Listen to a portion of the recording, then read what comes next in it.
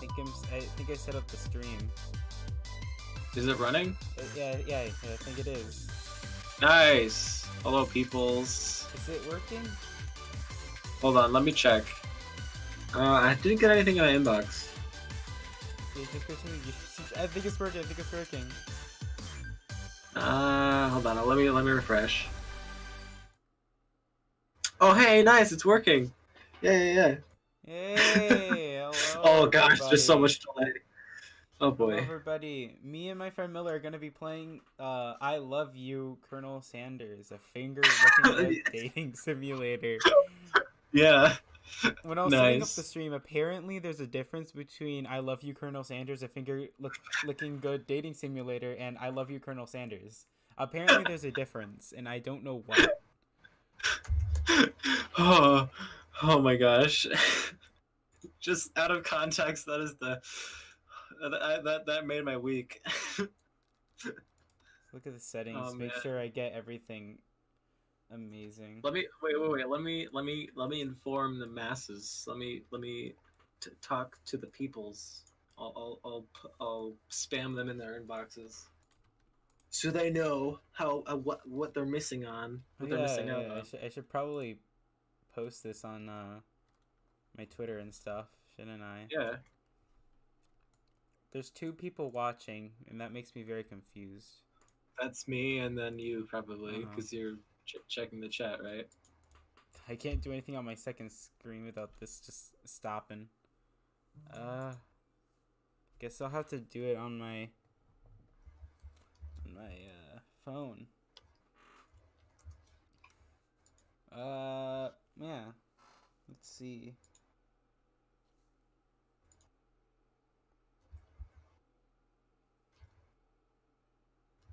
Gotta share this on my Twitter real quick before we start.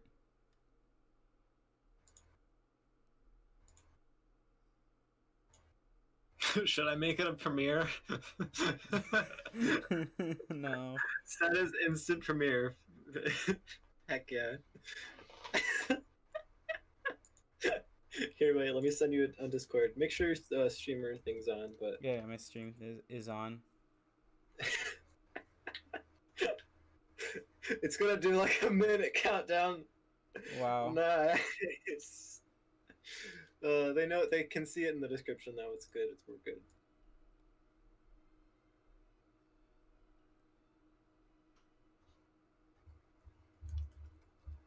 Just send to like the Anime Club's Discord, because this is exactly what we need. Yes. Oh my gosh. Yes. Okay. What have they seen? Hold on. Yeah, no, it's still the title screen. That's so. I need to like take a second to bask in the Colonel's like just handsomeness. I'm not gay, but I mean. I would be gay for this man. Yes, definitely. If anything were to make me gay, is this hottie right here? Okay, let's start this. All right. What should I put here? I'll just put Savvy.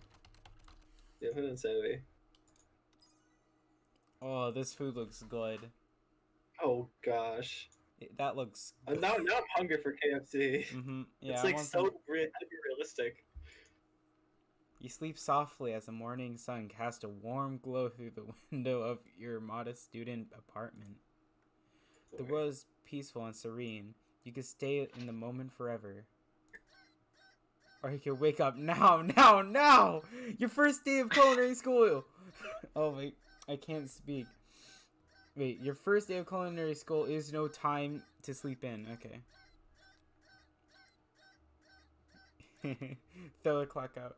You slept through the school year and gave up on a once-in-a-lifetime opportunity to meet Colonel Sanders.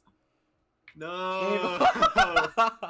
Savvy! Already!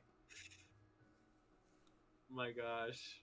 Is your It starts over if I say I give up. I already failed. Already? I already failed. Oh my gosh. Nice. I just started the game again.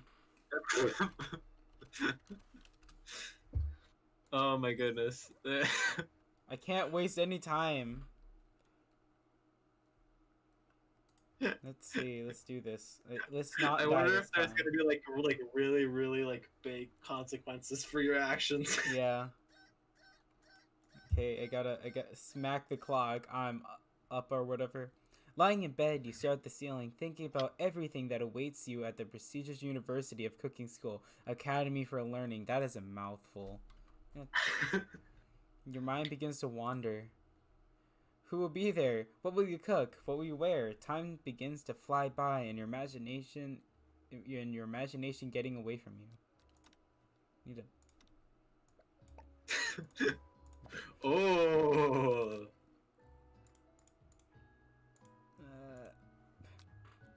Oh. Okay. You good? Yeah. I just need to open up OBS on the side. Okay. Who will be there? What will you cook? What will you wear? Okay. Do I die here? It's here finally. Here? Your first day of culinary school. So many dishes to prepare. So many students to meet. Your mind is swimming with possibilities. When you realize you're running late, you grab a biscuit and burst out the door in a hurry. Delicious. Just what you needed to wake up those taste buds. Oh my gosh, I know it's so bad, but it looks so good. Yikes. You're in such a hurry, in fact, you forgot to put on any deodorant when we're running out the door. Your sweaty buckets as you arrive on time. Uh-oh. I can relate to this. Oh no. Okay. Standing in the quad, you gaze upon the magnificent University of Cooking School, Academy for Learning. Here comes your lifelong best friend forever, Miriam. How should I pronounce that? I think it's Miriam, yeah. Miriam? Yeah. I mean, I don't want to be 100% sure. She's the most adorably awkward person you've ever met, and you absolutely love her for it. Why is my name in caps? Okay. Good morning, Savvy. Are you excited for the first day of the rest of our lives? You should shout every time the character says your name. Good morning, Savvy. Actually, because I sure am excited, a little nervous. Okay, a lot nervous. It's just that this morning I made breakfast for myself, but when I ate it, I couldn't taste any love in the food. What if I'm not good? What if I fail? Miriam, I forget how again. How should I pronounce it? Miriam, I think. Miriam? Yeah, Miriam. Classic Miriam, raised by master chef parents. She's always held herself to a very high standard. Ever since we were little babies playing together, you rescued me from that quicksand box. What the hell? What? This doesn't make any sense. Are you like a hero or something? Do we live in a jungle? It's been clear to me that you're the most loving, caring person I know. You're going to do great. But with the University of Cooking School Academy for Learning famous 3-day only semesters, I'm afraid of being left behind and never wait. 3-day only semesters. Wait, what? So each semester's like 3 days. I think it's supposed to be like a, you know, like the beginning of what's it called? That horror game with like the schoolgirl and like she's like a murderer and she kills everybody to get her senpai or whatever, and it takes place the days of the week, right? Mm-hmm. I think it's supposed to be like a play on words with that, I guess. A sweet girl, Miriam has always had a flair for the dramatic. This summer she got so nervous about her first kiss that she chipped a tooth practicing on a mannequin. I'm happy she didn't. I hope she never kissed anybody. It would be pretty pointy. You should pep talk. You pep talk her or change the subject to give her some relief. Pep talk. Remember last month when you saw that fortune teller and had our tarot cards read? The lady with the mask who gave me nightmares. I've been trying to forget. I failed. I know she looked spooky, but she was so sweet. And she told you that you were going to be destined for great things. Remember that card with a fancy looking tower? And that other card featuring some handsome fellow in a red suit? Ooh. Ooh. Things are gonna get spicy. This is gonna be spice. I've been waiting for so long to meet a handsome fella I could call my own. I'm sure you will soon. In no time, we'll be graduating, and you'll be delighting the world with your heartfelt cooking in no time at all. As you talk Miriam up, you can feel her nerves begin to ease. You know what? Maybe everything will be okay after all. And if not, at least I have these killer bangs. It's true, she does have killer bangs. Can you believe I cut them myself? You can definitely believe it. Okay. I cannot believe it. Before you can get another word out, you're rudely interrupted when someone smacks your books and custom engraved measuring spoons out of your hands and onto the ground. Hey!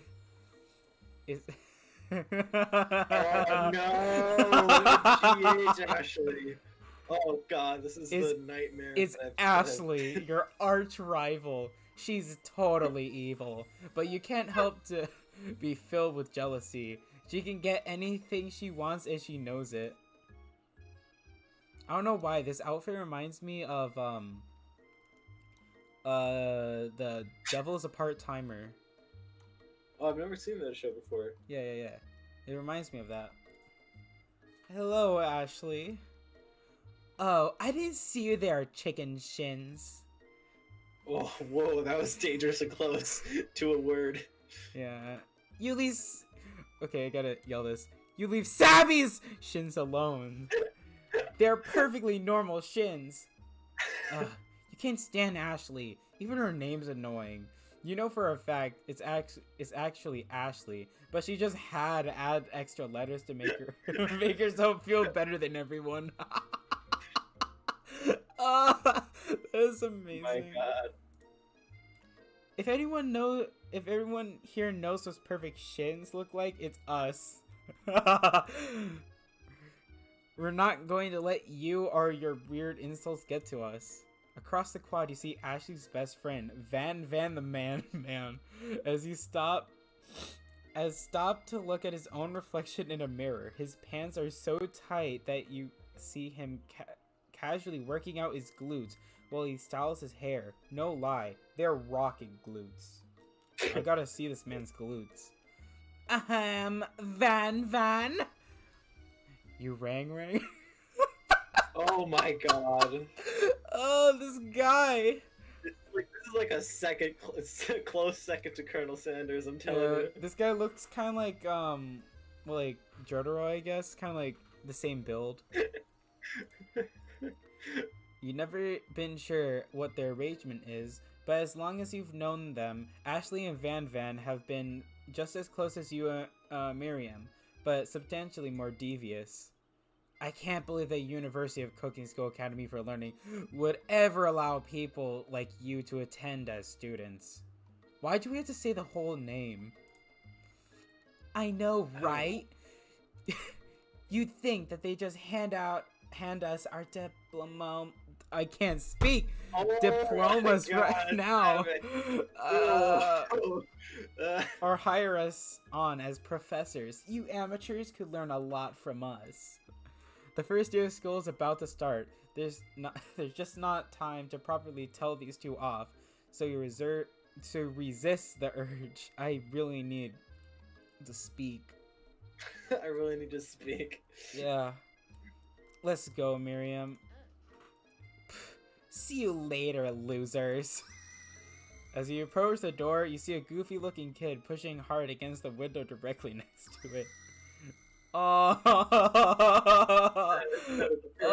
the window, not the door. Oh. Oops. Is this just a child? I don't think know. it's broken. You reach forward and easily pull the door open. That should do the trick. I love you. Nice. I think you mean thank you? My name's Pop. I was named after my Pop. He's old. Okay. No way. Could someone like this also be a student at the school? He must be one heck of a chef. Also, his name tag clearly says Bob, but I guess he's reading it upside down. Where? Oh my gosh, yeah, where? Yeah, hi Pop, I'm Sabby! So, are you going to make me hold this door all day? Nope. And with that, the young man walks into the building ahead of you. Is it just me or is he kind of cute? No, he's disgusting. He's a boy. I think it's just you. Yes, it's true. You both shrug your shoulders before following him into the building. You stand at the edge of the room, unsure of where to sit. The other students wander in and keep themselves busy chit-chatting. A scruffy pooch takes his place at the podium in front of the class. Oh, the snout looks weird though, gotta say. It's like they tried to make it fit over the glasses. Yeah. Now, quiet down, everyone. Oh, his name's Sprinkles. Who is this unreasonably cute pup, and why is he in our culinary class? You must be Sprinkles, head instructor of CEO of UCSAL. Professor Dog. Please, call me Professor Dog. I may be cute and little and fluffy, but I still demand respect. Woof. What? A cute dog is our professor? This is the best school ever! I guess only a dog's nose is capable of picking up all the nuances of fine dining. Out of nowhere, the wind begins to rush around you as a swirl of cherry blossom petals fill the air inside the classroom. I'm chilly. Somebody close the window. And then, he walks in. Oh god. You're merely swept up in an aurora of this new student. It is remarkable goatee. Who knew anyone could be so handsome? Time stands still. It's him. If it isn't my favorite student, Harland. And Colonel Sanders interrupts Sprinkles. Sorry, Professor Dog, before he can finish his sentence. Please, call me Colonel. Colonel Sanders. Oh man. Oh, I'm getting all called up here, man. A hushed murmur rolls through the classroom as Colonel Sanders walks down the aisle of desks. Suddenly, the room is sweltering. Sweat begins to bead across your brow. You feel like everyone is looking at you, and you're not entirely wrong. And this over here must be Sweaty Sweats a Lot. Maybe we should open that window before the faucet pits melts into a puddle and evaporates entirely.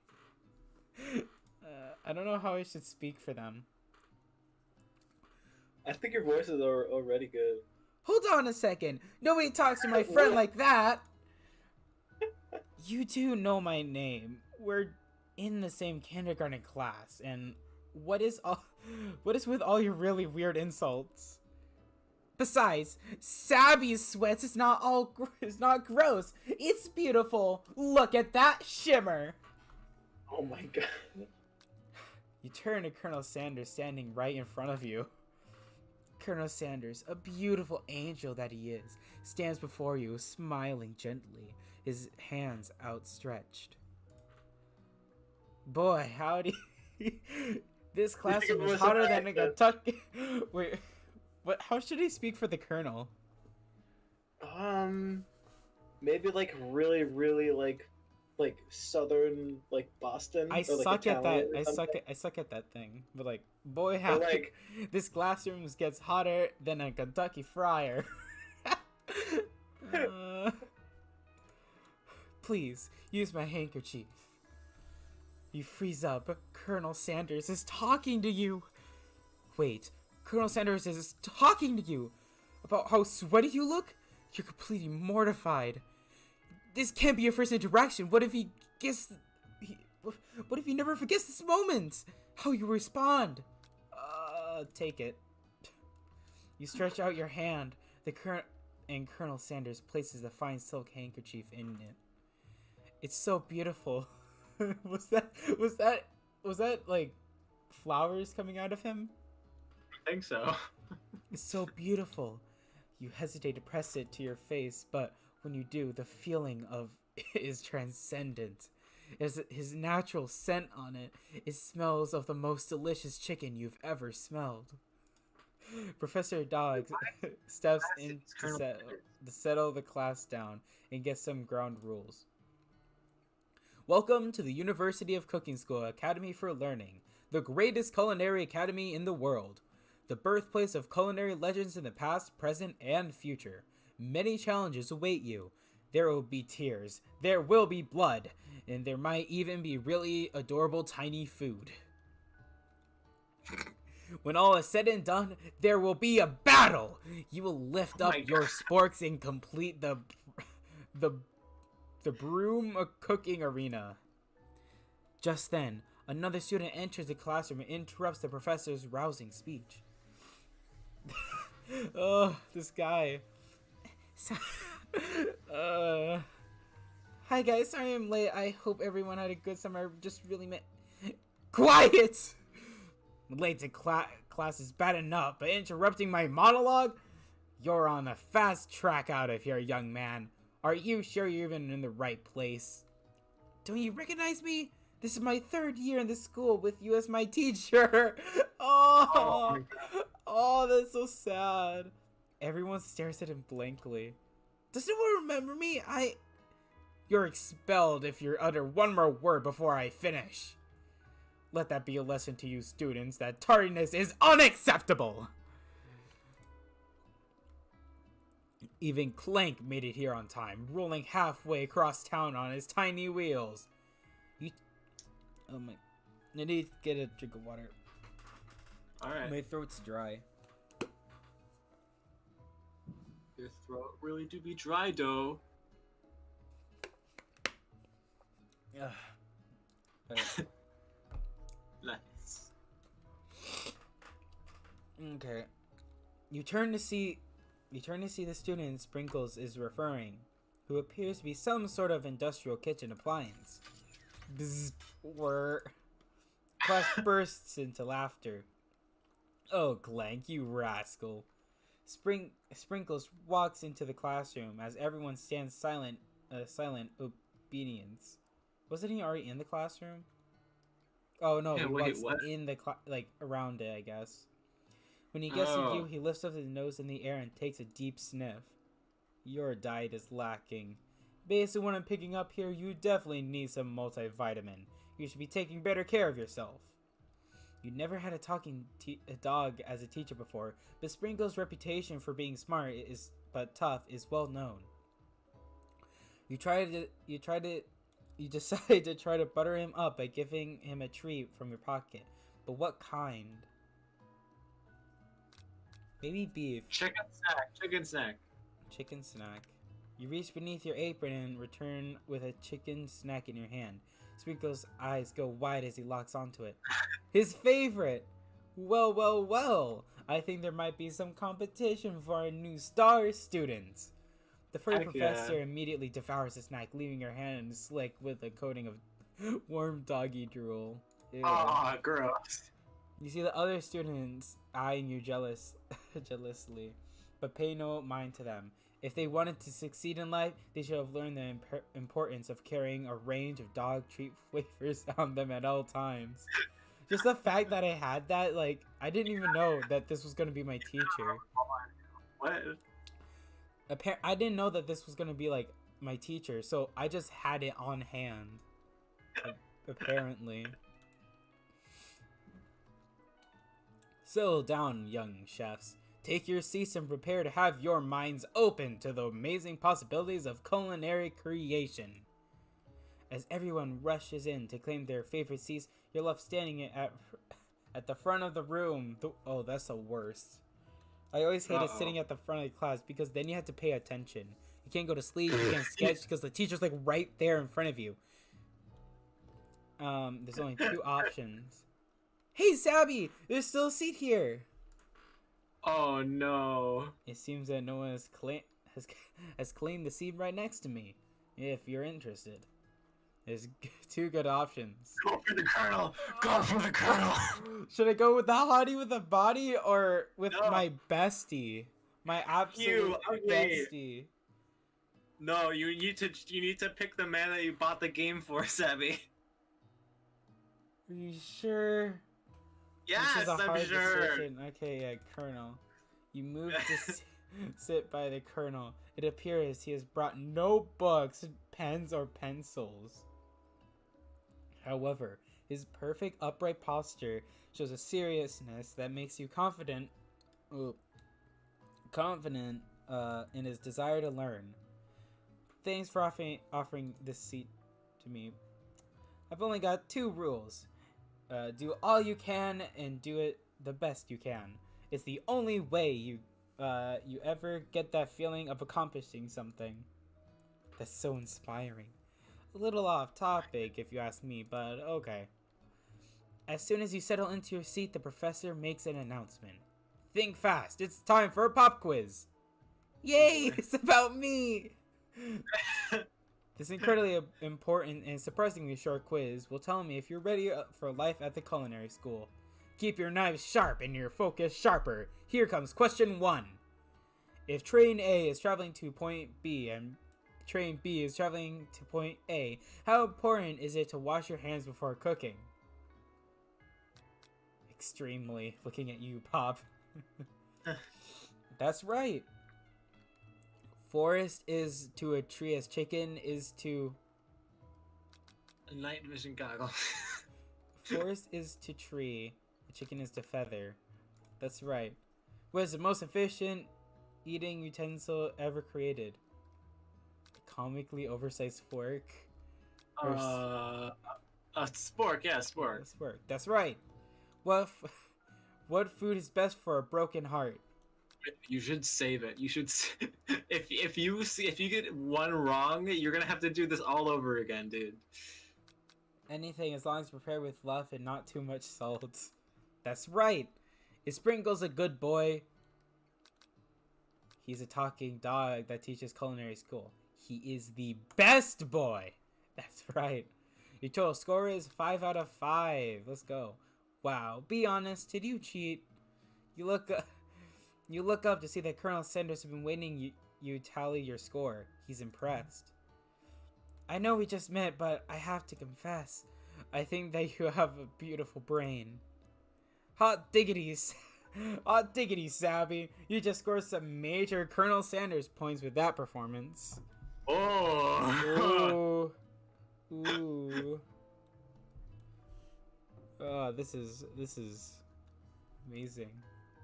May I have your attention, students? I have an important announcement to make. Time for lunch. We just started. Wow, the cafeteria is nice as any restaurants you've ever eaten at.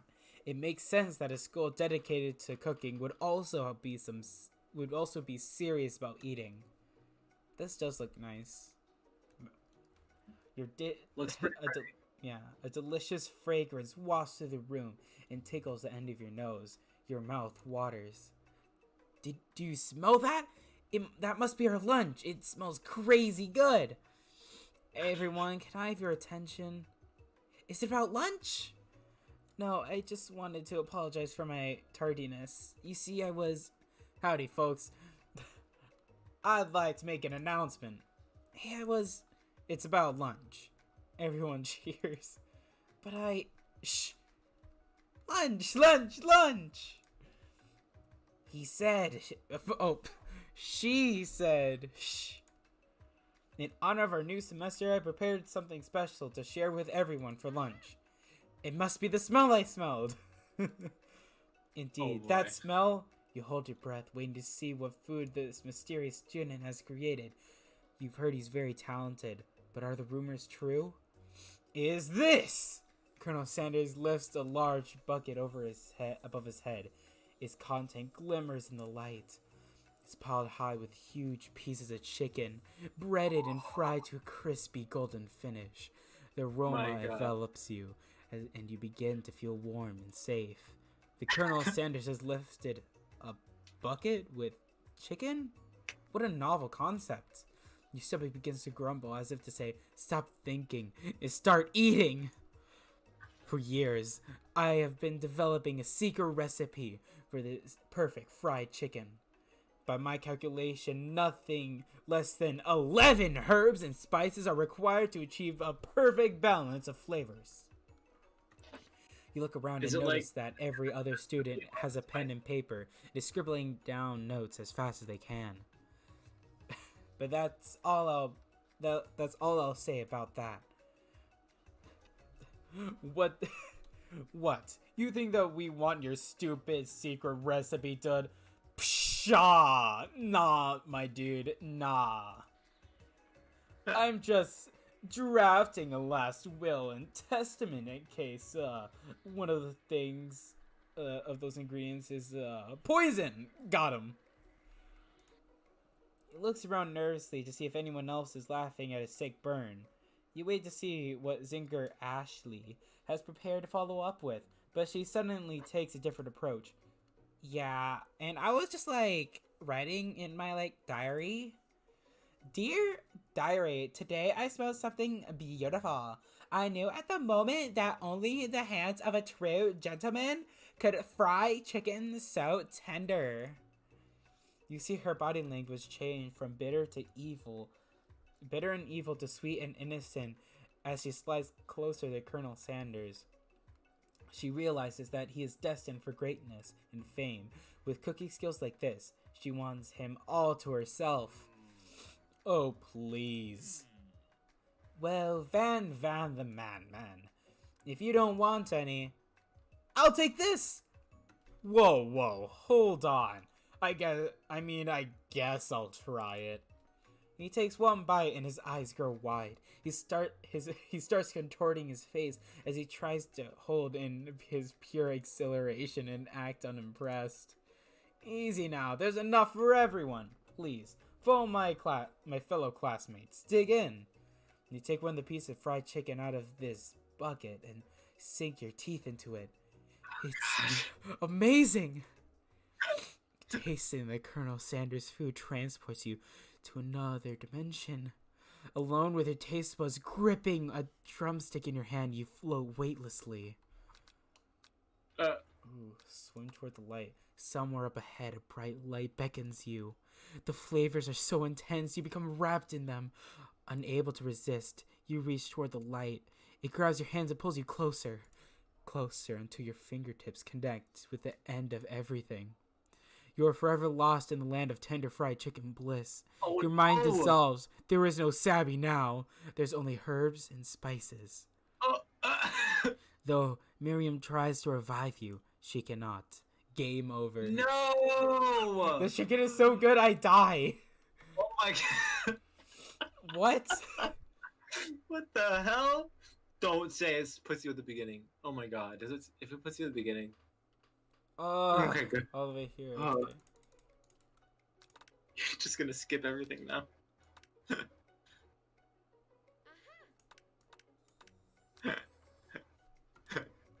Oh man, the art of this game is so pretty. Actually. Yeah, this guy. It's still really forever. Okay. Focus on meditate and try to identify every flavor. Savor the moment and everything that tells you about Colonel Sanders' culinary heart. I gotta know about Colonel Sanders. The flavors in your mouth are beautiful, pure, heavenly. What a guy! Alone with the flavors, you feel something that can only be described as love. For a man? For a flavor? Are they the same? Seek his food. You try to get one-on-one time with Colonel Sanders. You approach Colonel Sanders. Colonel Sanders smiles ever so softly as you approach. He stops what he's doing and allows you to break... sorry. Allows you to break the silence. Colonel, I wondered if I could talk to you for a second? Anything for a fellow chef. What exactly was on that chicken? Haha, how bold to come out and ask. It's an idea I had for a new combination of flavors that will make me my fortune and establish my legacy for all time as I open a chain of highly successful fried chicken restaurants. No big deal. Yeah, it's just you and me here talking. I could keep it a secret. In fact, I got some of my own that I'm willing to trade. What's the rush? The semester is only getting started. You have 2 more whole days to get to know each other. Oh, his face is looking at me with disgust. I'm so sad. He's clearly not going to give it up easily, but it doesn't hurt to be persistent. You know what they say about secrets, Colonel. Shouldn't learning be fun? You've got moxie, I'll give you that. Colonel Sanders looks both ways to make sure that you're truly alone. Leans in. You can feel his warm breath as he whispers. No, have it stop. Oh my god, I hate that. Just I hate that. one ingredient, but you can't tell. I use bleep. It's something my great grandmother taught me. Bleep. Wow, you never guess that. In fact, you're not even sure where you get if you While you're wrapped up in that huge revelation, you notice that Colonel Sanders has disappeared. While everyone else is still in the cafeteria, you decide to look for him. You find Colonel Sanders outside, standing in the quad. Oh, it's you again. Howdy. Sometimes I like to come outside and look at the school buildings. I think about how my story will continue after I have graduated. We were Sounds just like you have having a a big plan. Yeah. It's like when you're trying to talk to somebody and they just walk outside. They're like, sometimes I like to walk outside. Yeah. I dare say, the biggest. I'll leave my mark on this world. You bet on you can bet on that. Alone together for the first time, you figure out now is the perfect moment to show your personality to him. Neg him to show your own strength. Wow him with a big idea to add an additional ingredient to really spice things up, or be modest but thoughtful. Which one do you think? Honest but thoughtful, bro. Heck yeah. Oh, hearts. Well, I just wanted to tell you that I really enjoyed your food. Now you've got his attention. The flavors are complex but comforting. The interplay between salty, savory, and peppery, it was perfect. I appreciate the compliment, Sabby. I'm sure you'll be a big success. I know we've only met today, but I'm starting to get the same feeling about you. There. We should head back inside. The next lesson starts soon. You step into a massive cooking arena where the afternoon lesson will take place. Each student gets an oven and all the tools and ingredients they could need. This freaking looks like like Hell's Kitchen, right? Yeah, Hell's Kitchen, and also it kind of looks like Food Wars, if you know that show. Yeah. Like with the weird moans. Like the cake one with the children. The what? The thing, the thing. Right? No, the Cooking Wars anime. Oh. Oh.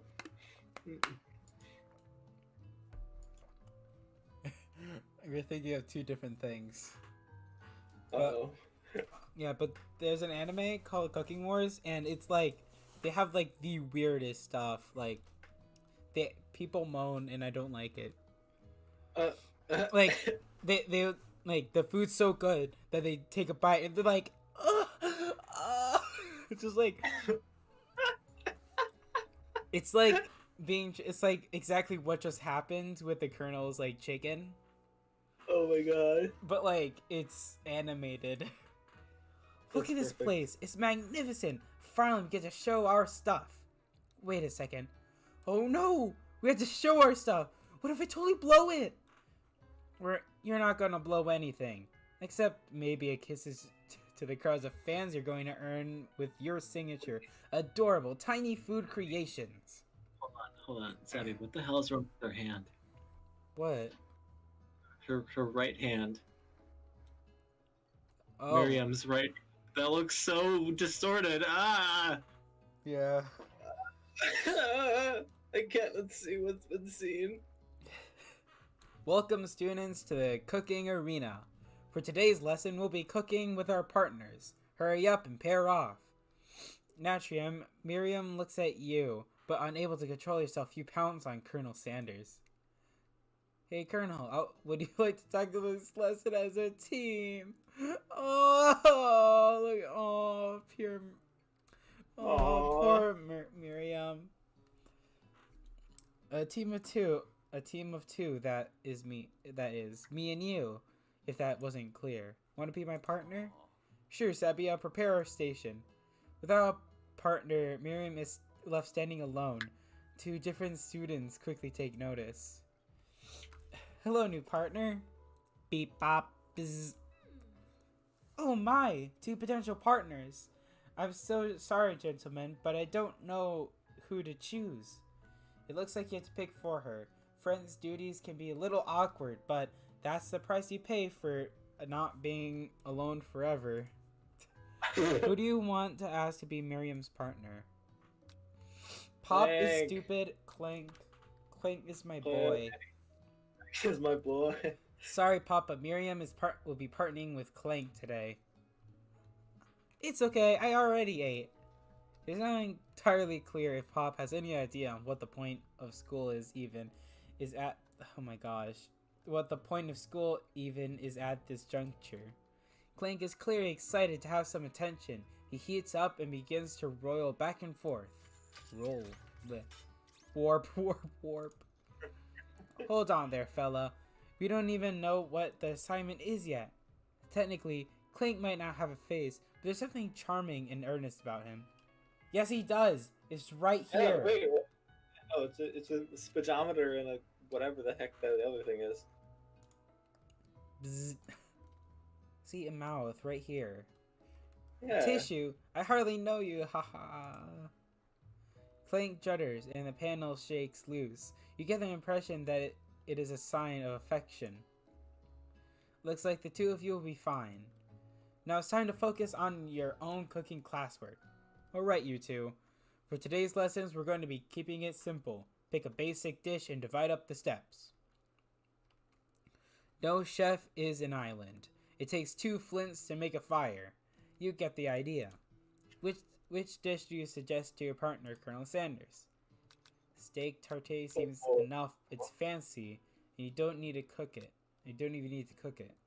Using octopus will blow Colonel Sanders' mind, or your grandmother's mashed potatoes and gravy. Mashed potatoes. Mashed potatoes. It's always been more hearts. I've always been something of a down-home chef. That doesn't make down home. Whatever.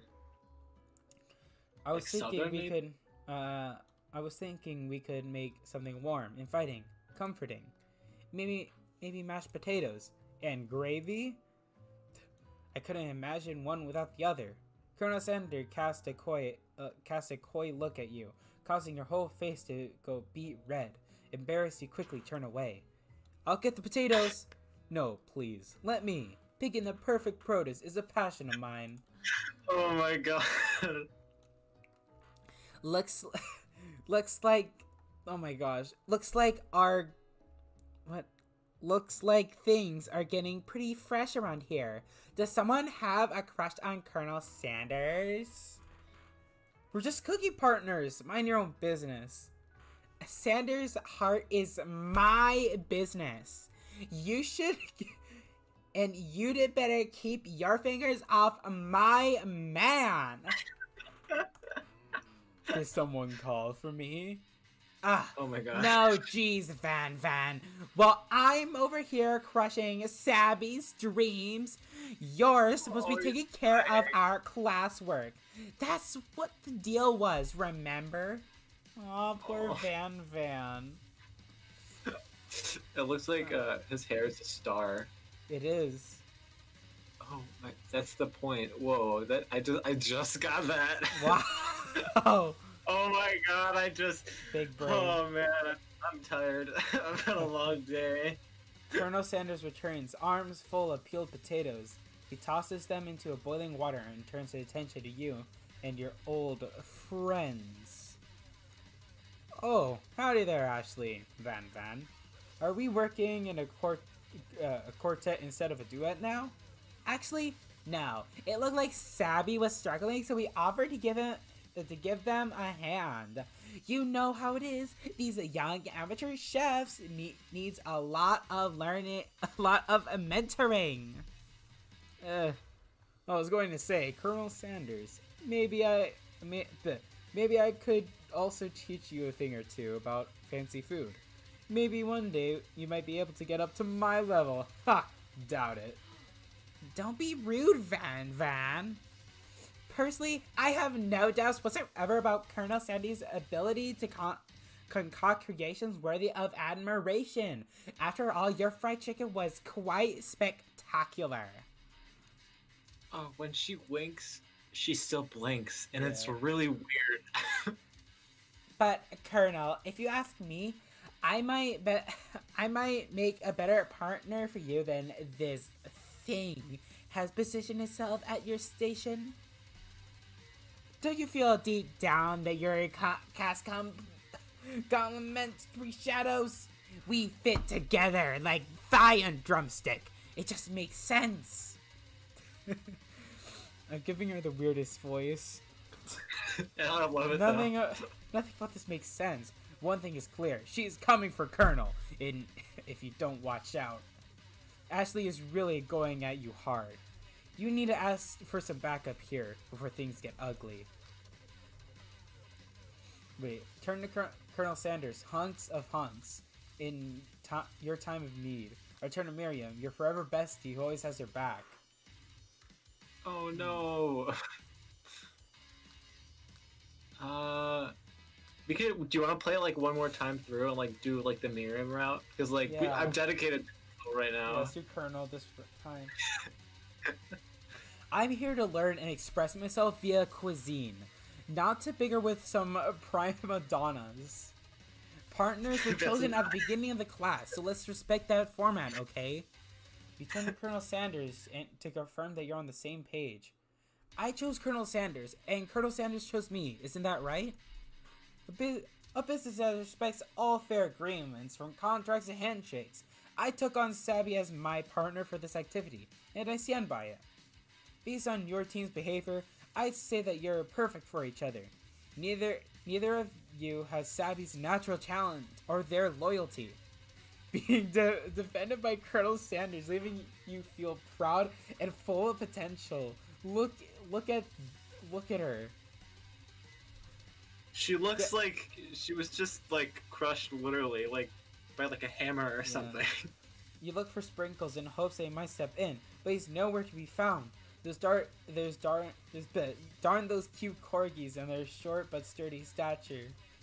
You look down at your stature and realize that intentionally at the moment, your hands have been cooking on autopilot.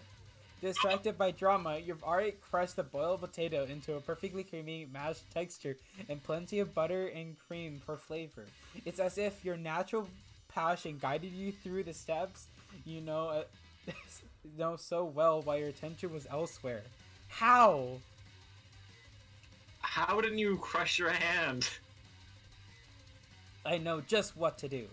Colonel Sanders extends his hand, holding a beautiful white porcelain gravy boat, out of which he pours a smooth brown gravy, smothering your nearly finished potato dish. Gravy flows down the mountain of mashed potatoes. The result looks spectacular. Granny would be very proud. Colonel Sanders... Oh no. Colonel Sanders holds a spork out to you. You reach out and grab hold of it, but he doesn't immediately let go. The two of you stand holding the same spork. For the small moment, all the madness and pressure in this crazy world stops. Your eyes lock. This moment is electric as time stands still. If you love something, set it free. Together, you dig the utensil into the mashed potatoes and lift a heaping sporkful up. When you see Ashley with a sinister look, you know she's plotting against you to be with the Colonel Sanders. And then, Filled with rage and without thinking, you fling the sporkful of mashed potatoes right into Ashley's stupid, beautiful face! Van, do something! Do something! Scooping up a finger, Van tastes the dripping mashed potatoes and gravy. It realizes that it's delicious. Horrified by this revelation, he slinks away. Will he ever be able to cook something with so much love and integrity? Hold on there, Sabby. We do not waste food at the broom cooking arena. Colonel Sanders, I expect better from you. If you throw one more spoonful, you both better be prepared to eat it from wherever it lands. Can I have potatoes face? Van rushes over, a covered dish in his hand. Mashed potatoes and gravy? Pathetic! In just a few minutes, I prepared a full meal. Gaze upon my specially braced tentacle of octopus with silky saltwater sauce, plated on a battle axe forged by my supreme chef ancestors. You've ignored me for too long.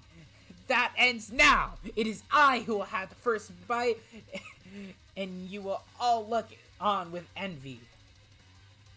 The interrupting student rushes at Van and swipes a bite of his signature dish right off the plate. No, don't!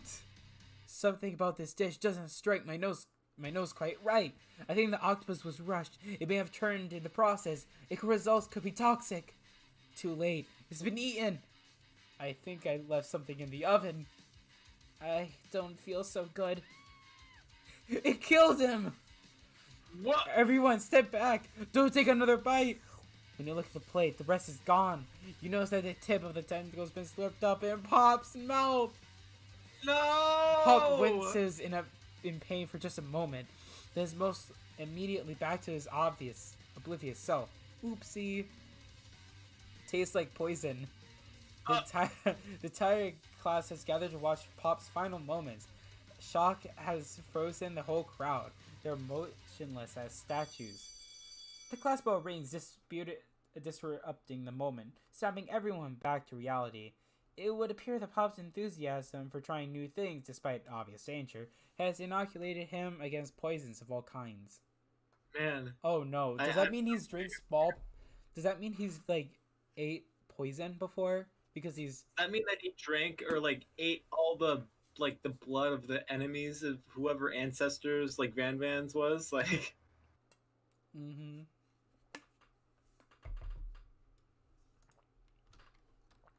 I'm not sure. The professors here make enough money. Hello? I just turned into a ghost over here. Seeing that you're shaken up by that really annoying student and all of his nonsense. This poor guy, he just died and no one cares. The colonel approaches you. I'm so sorry you had to go through that. Please, let me walk you home. I guess to be walked home by the colonel himself. Oh my gosh. That's every man's What? dream, Seth. Like, for real? Oh, come on. You follow Colonel out of the room. At night, the school building has taken a whole nother vibe entirely. It's dark and more than a little spooky. Colonel Sanders standing quads neon glow as it speaks softly. Sorry. Those mashed potatoes you made in class today. Before you go on, I want you to know they're not the greatest representation of my skills. I didn't even realize I was making them. They were amazing. Tasting them reminded me of why I became so passionate about food to begin with. Colonel Sanders getting choked up cooking is obviously important to him in a way you find inspiring. Now might be the perfect time to tell him that you're developing feelings for him. Colonel Sanders? Yes, Sabby? There's something I need to tell you. Hold it right there! No! There's something that I needed to tell you first. Oh, jeez. You see, when I was a little boy, I had a dream that one day I would be the greatest chef in the world has ever seen. And every day since, I have been working toward that dream, day and night, never stopping, never resting, also lifting a lot of weights. like so many weights. We should follow our dreams with all of our hearts, that our souls may grant them like wishes floating on a shooting star. Hey, no, shut up! I'm the one here. I'm the one here to say inspirational stuff and be the star of the story. Are we forgetting that your cooking literally killed a guy? You can't prove that. I also saw you kill that guy. What was his name? Somewhere in the distance, you hear a long, sad sigh. Yeah, forget him. We're talking about me. Me! I'm the hero! The Spork monster is here to fight a hero. What? What the hell? What is that? I think I left the fridge door open. Later, nerds. How dare you threaten me just as I was letting down my guard and connecting with another chef here. Be afraid. Be very afraid of me because I'm a monster, see? Is he rhyming on purpose or was that just a coincidence? Before we can discuss syntax any further, it's a turn-based fight sequence. What will you do? Save. Dude, Oh, what do we do now? defend.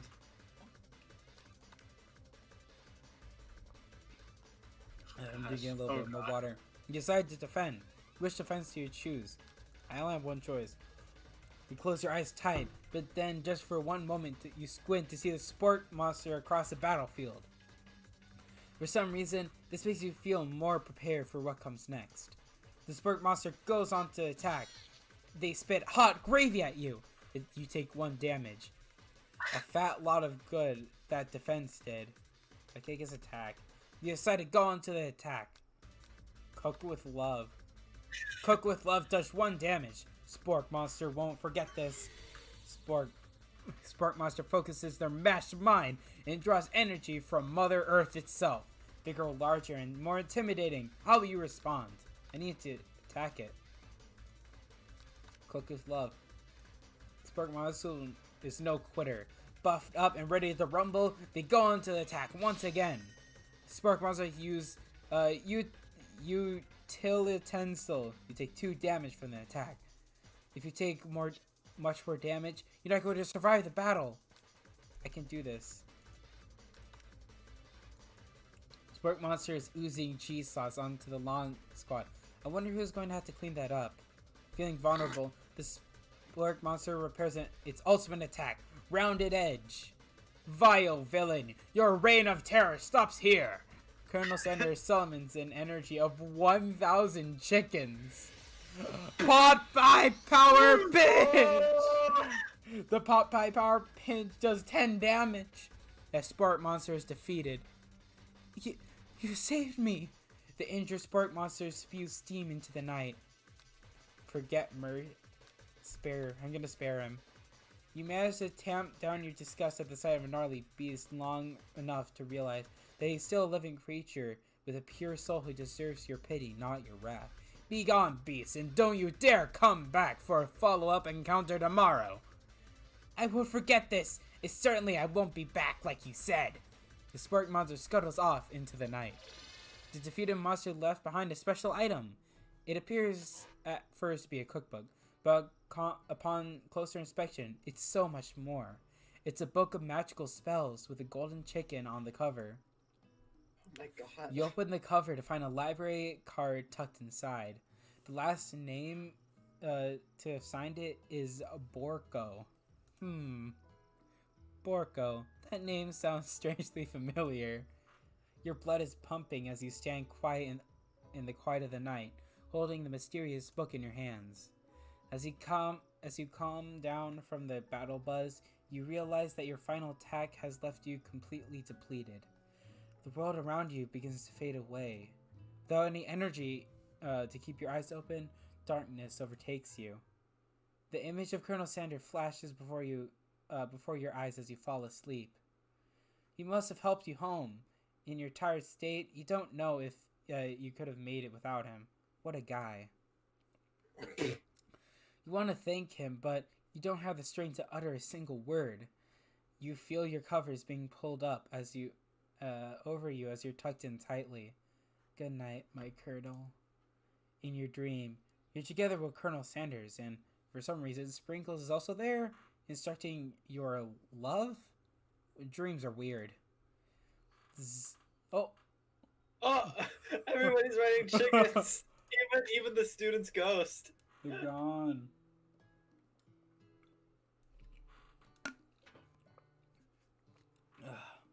Gotta hydrate. I don't know why my throat's getting really dry from reading all of I think these. you're talking too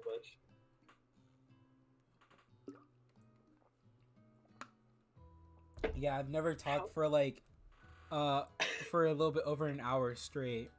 Oh gosh. Ugh. That's We've been streaming for like just like an hour now. yeah. Man, I'm so invested. Continue, please. Continue.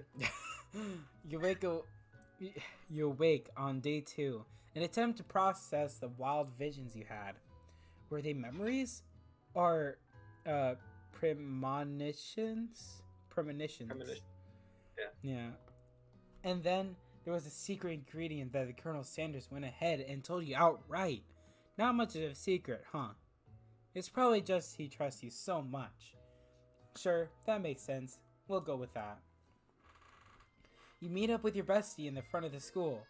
Before you can tell her about the encounter with the spork monster, she launches into a story of her own. Okay, I know this might sound a little strange, but I think I might be, I think I might like Link.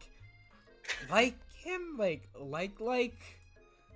I know it sounds like it's moving fast, but there's something about him. I like him. Like him. We got talking after class. He was actually like a sweet guy. Not only that, but he's really smart. He told me all kinds of stories about him and about Colonel Sanders.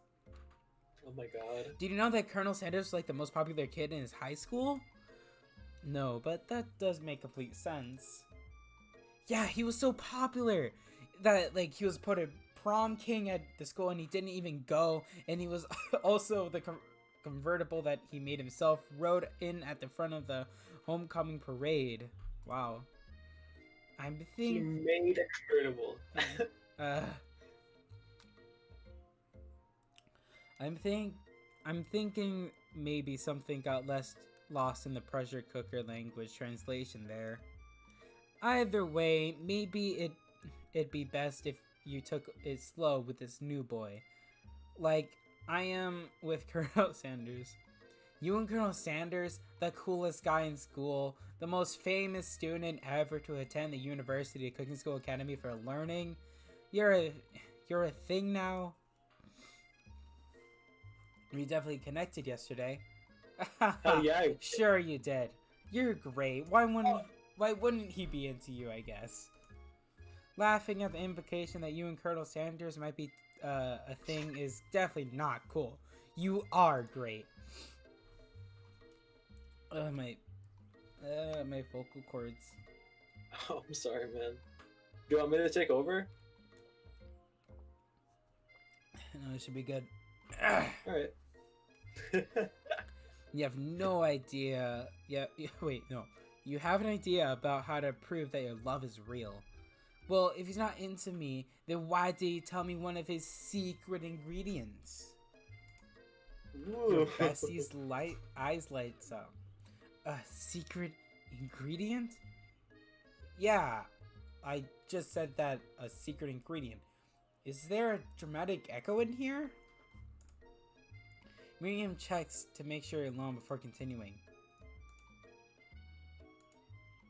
So, this summer, while I was on vacation with my family, a lovely man approached me in the botanical garden while I was wandering. This can't be good. He told me all about his passion for spices. Secret spices! The man even gave me some to show me what he meant. He said that it was a powder created from his super duper rare dried flower petals, and if I did him a big favor, I could have some of my own. Please, Miriam, don't tell me. So I filled in my suitcase with them and brought them home. He was so nice. He even met me at the gate when I arrived. Later, when I cooked with them, a very strange feeling came over me, and flavor unlike anything I've ever tasted. I think you're being very liberal with the meaning of spices here. Whatever. Anyhow, we both share an interest for cooking, so we've stayed in touch, you know, like pen pals. I bet he would love to know more about your new spices. Well, I'm definitely not supposed to share Colonel Sanders' secret recipe, and besides, I only know one ingredient, so I doubt it'd be much use to anyone. Please, please, please, it would mean the world to me. No one has to know it came from you or from Colonel Sanders. What do you think? Should we protect Colonel Sanders' secret or share it with her bestie? Absolutely not. No. I can't. Miriam, It's go either tell alone. her Go away. or fake it. Like, why can't I just say no? Oh, make up one. Put selling chicken or something.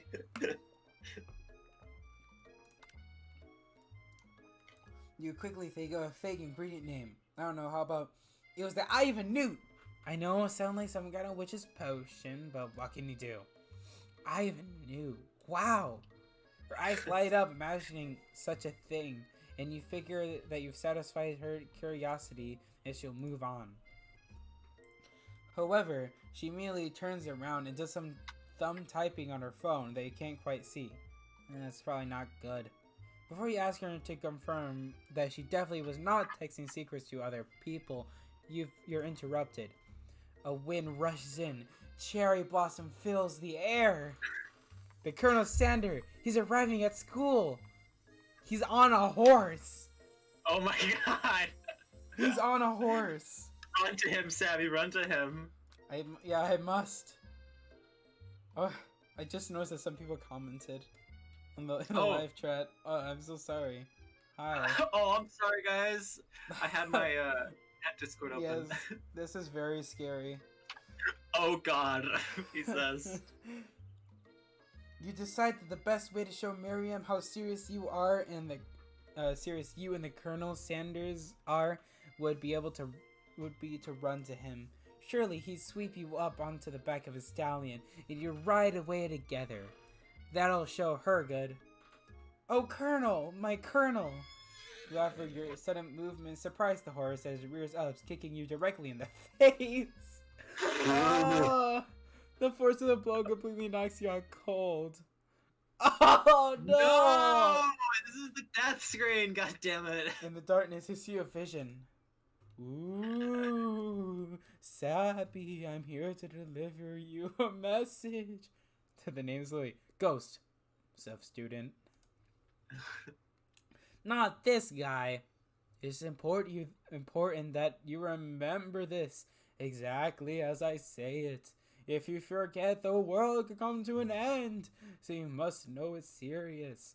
I've been trapped in a realm beyond, but a great prophecy relies on my return. Only you can save me. All you need to do is repeat my name 3 times. That name is... No!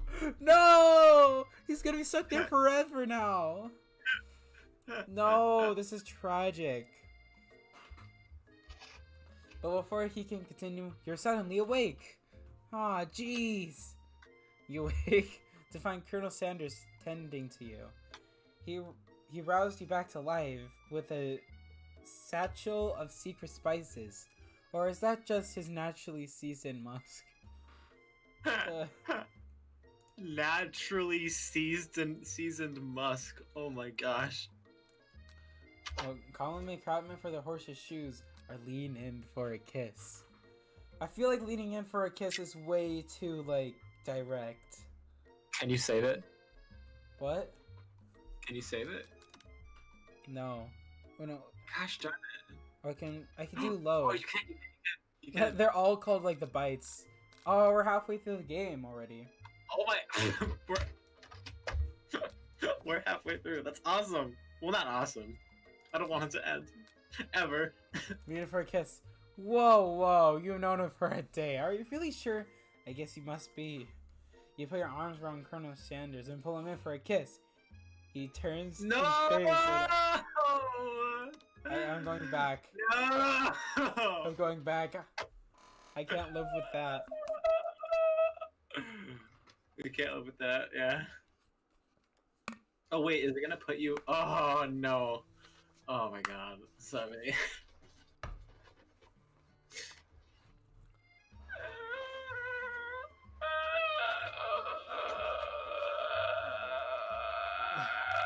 Just skip through all of it.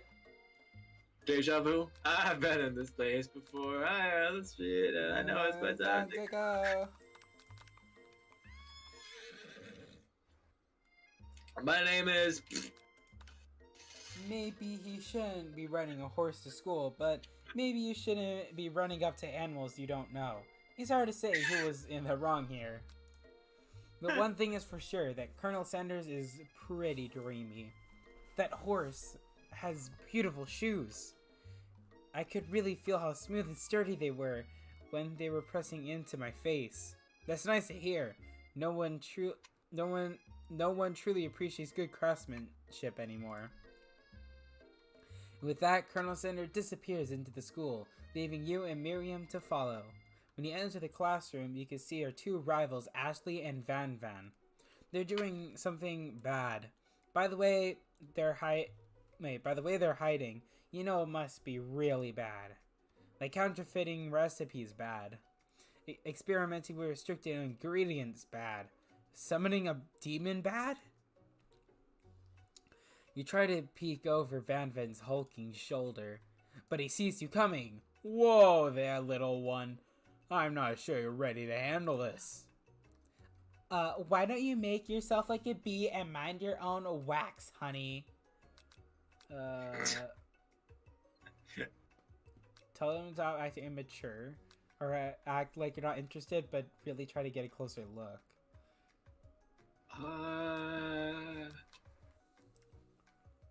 Act like you're not interested.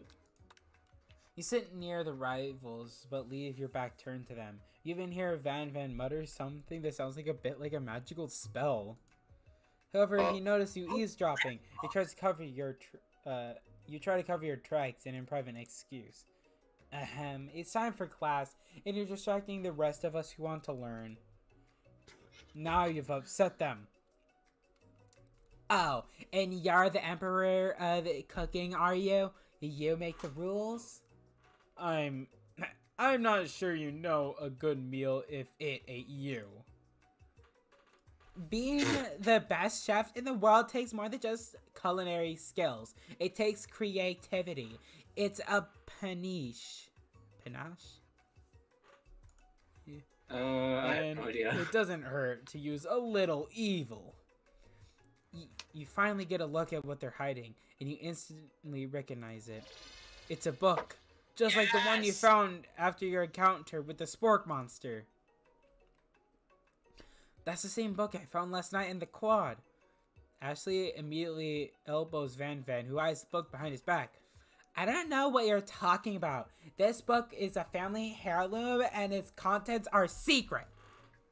He knows that they haven't been studying the book.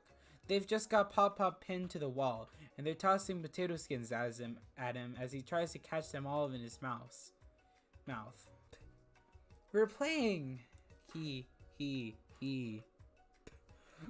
Before you can dig in any further, you're interrupted by the arrival of more students. It's almost time for class. Beep beep. Clank must be running late. He's such in a hurry that he rolls right over Van Van's meaty foot. Hey, watch it, you bucket of bolts! You watch how you talk to him.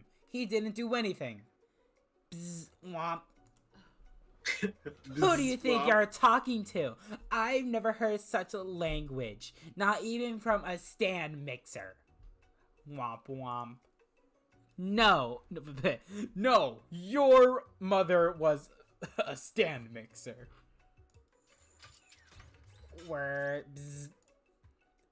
Van Van jumps to attack Clank, but Clank shocks Van Van, sending him flying across the room. Oh wow. Protect me, Colonel Sander. These crazed men are about to come to blows. I think it must be over me, but I'm not interested in either of them. Ashley's tone has completely changed in an instant. She bats her eyelashes at Colonel Sanders. Surely he must know this is a ruse, right? Gentlemen, get a hold of yourselves. Save it for the arena, at least. Or don't, honestly. What do I care? I got a lofty career aspirations to focus on. Maybe I could help you with your business plan? Just then, Sprinkles arrives to signal the true start of the class today. He's panting, which doesn't seem abnormal. He's a professor, but he's also a dog. Students, please take your seats. I apologize for my late arrival. I spent the morning chasing a car all around town, and my tiny legs are very, very tired. But I'm here now, and I hope you're ready to learn. Rub his furry dog belly. He loves it. Sprinkles stops in his tracks, sniff the air around you. Something has him in a trance. It's the scent left on you from Colonel Sanders. Sprinkles jumps on you and licks your face. Down, boy, down! What oft hoppin'? Is that German? I don't know. That command shouted by Colonel Sanders has snapped Sprinkles out of his trance. I wonder what's up with that. Oh, sorry, I got a bit carried away.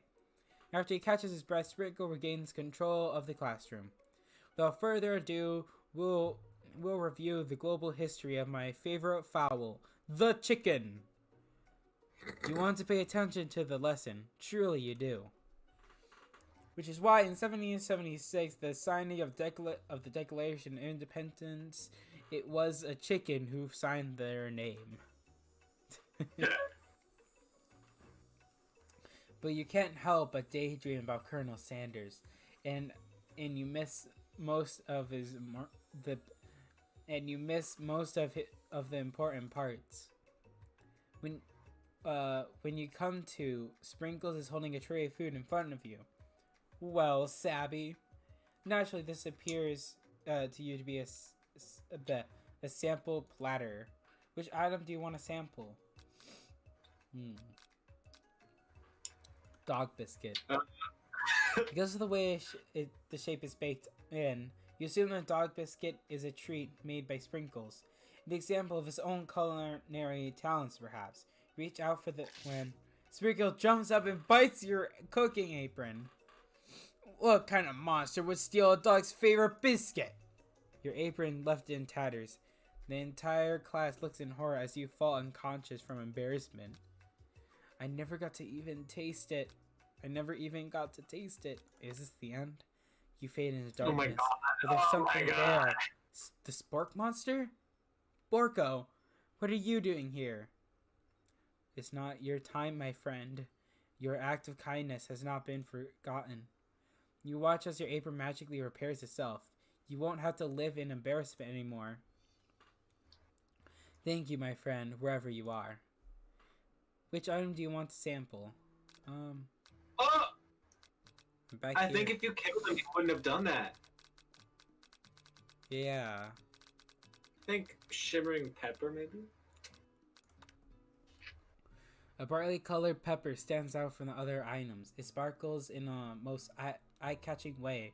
So naturally, you reach out to grab it and eat it right away.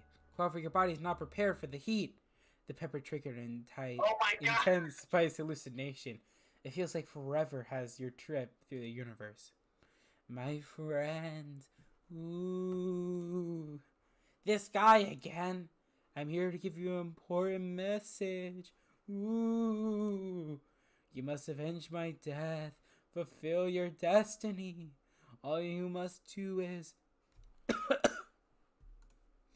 I would say, to fulfill your destiny, all you must do is Sorry, I think I've got some spice stuck in my throat. It's fine. We'll work through to fulfill the prophecy. You feel yourself to begin to regain consciousness. Oh man. You come to and find everyone is staring at you. That pepper was the last of its kind on Earth, and now it's gone forever. No! You think to yourself, geez, I should pay better attention. We all make mistakes. I'm sure he'll forgive you. Someday? Yeah, Come on, when you it's time reset. for lunch. Yeah. Before anyone can relax, the cafeteria lights dim. And your rivals enter to make a dramatic announcement. Today's lunch will be prepared via time competitive cook-off. The level of theatrics of these two are off the charts. Steph would tell him that you're on. A bit of lunchtime competition, eh? Count me in. If I have to wipe the tables with you with fools like you before I set my lunch down, then so be it. I'm not the fool. You're the fool. Good one, Van. I like your gumtons, Sabby. I'll be watching your performance. Just as things reach a boiling point, Sprinkle steps in. Shall put a stop to this madness? Now, students, please settle down. This is a lunchroom, not a sportsing court. Finally, a little sense. You breathe a sigh of relief. At least, not until we turn on the timer. Oh. Wait. I'm gonna go grab a refill of my drink real quick. Oh, okay. Yeah, okay, I'm gonna mute our audio so we don't have to, listen to us speak. Alright.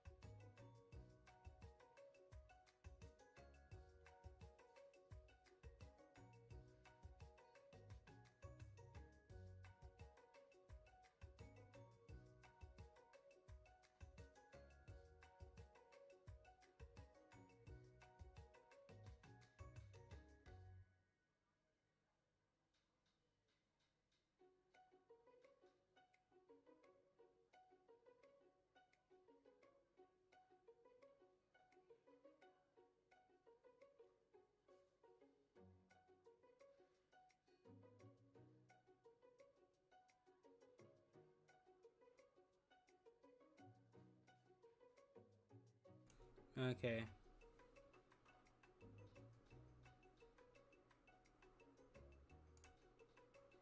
Hello?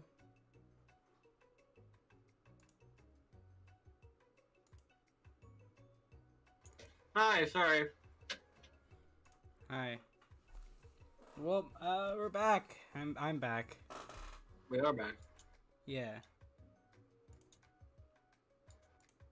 Wait, can I still wait? Yeah, they can still see us. Okay, They can cool. hear you now. I just didn't want you to forget to unmute us. Yeah, okay. Okay, let me get a little drink here. What did you get? Oh, it's just my red drink. Nice. For those of you who don't know, Sabby and his red drink are like PB and J. Like they they can't be separated.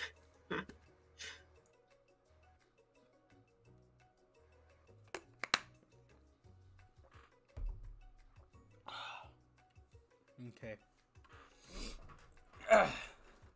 That's what I'm talking about. Arroo! The hell? I stand corrected. The hard way, the hard way builds solidly a foundation of confidence that cannot be swept away.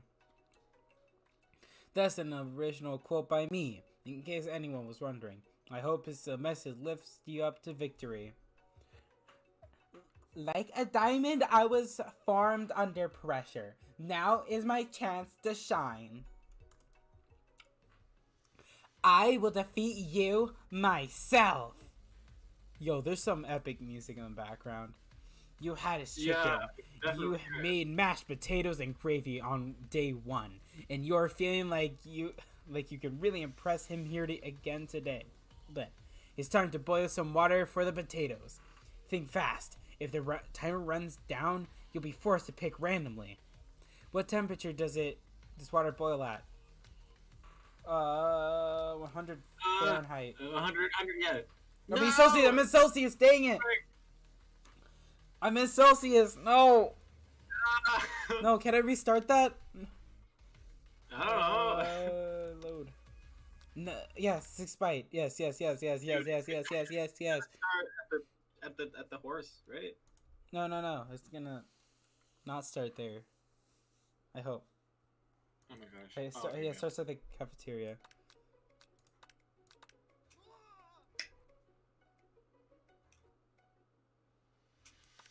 100 Celsius. That's right. But have you forgotten ever? Have you even gotten into the school without knowing that? Winner gets to rub my furry belly. Let that enticing offer motivate you. Get to rub the belly. Yeah. You're going to need to season the chicken before you cook it. You don't even know Colonel Sanders' recipe exactly, but you have an idea. How many herbs? Wait. You said 11, right? Yeah, 11. 11. Okay, that's right. You may not know all the ingredients yet, but at least you're heading in the right ingredient. The thing. Tail wagging intensifies. Now that you've gotten some basic steps going, it's time to elevate your craft. What state of mind offers the most flavor? Oh my gosh, which one? I think it was... Trust. Oh, No! I'm begging you to keep it together. Get it. I'm begging you to get it together. Get it? I'm a dog. It's never the wrong time for some dog jokes. Your classmates are rooting for you, but Ashley is simply stronger and faster than you. You better pick up the pace if you want to survive. When you were a child, your father told you to never forget that to forget where you came from. Every day you meditate on his advice and draw energy from that place. Now would be a great time to harness that energy. So where does it come from?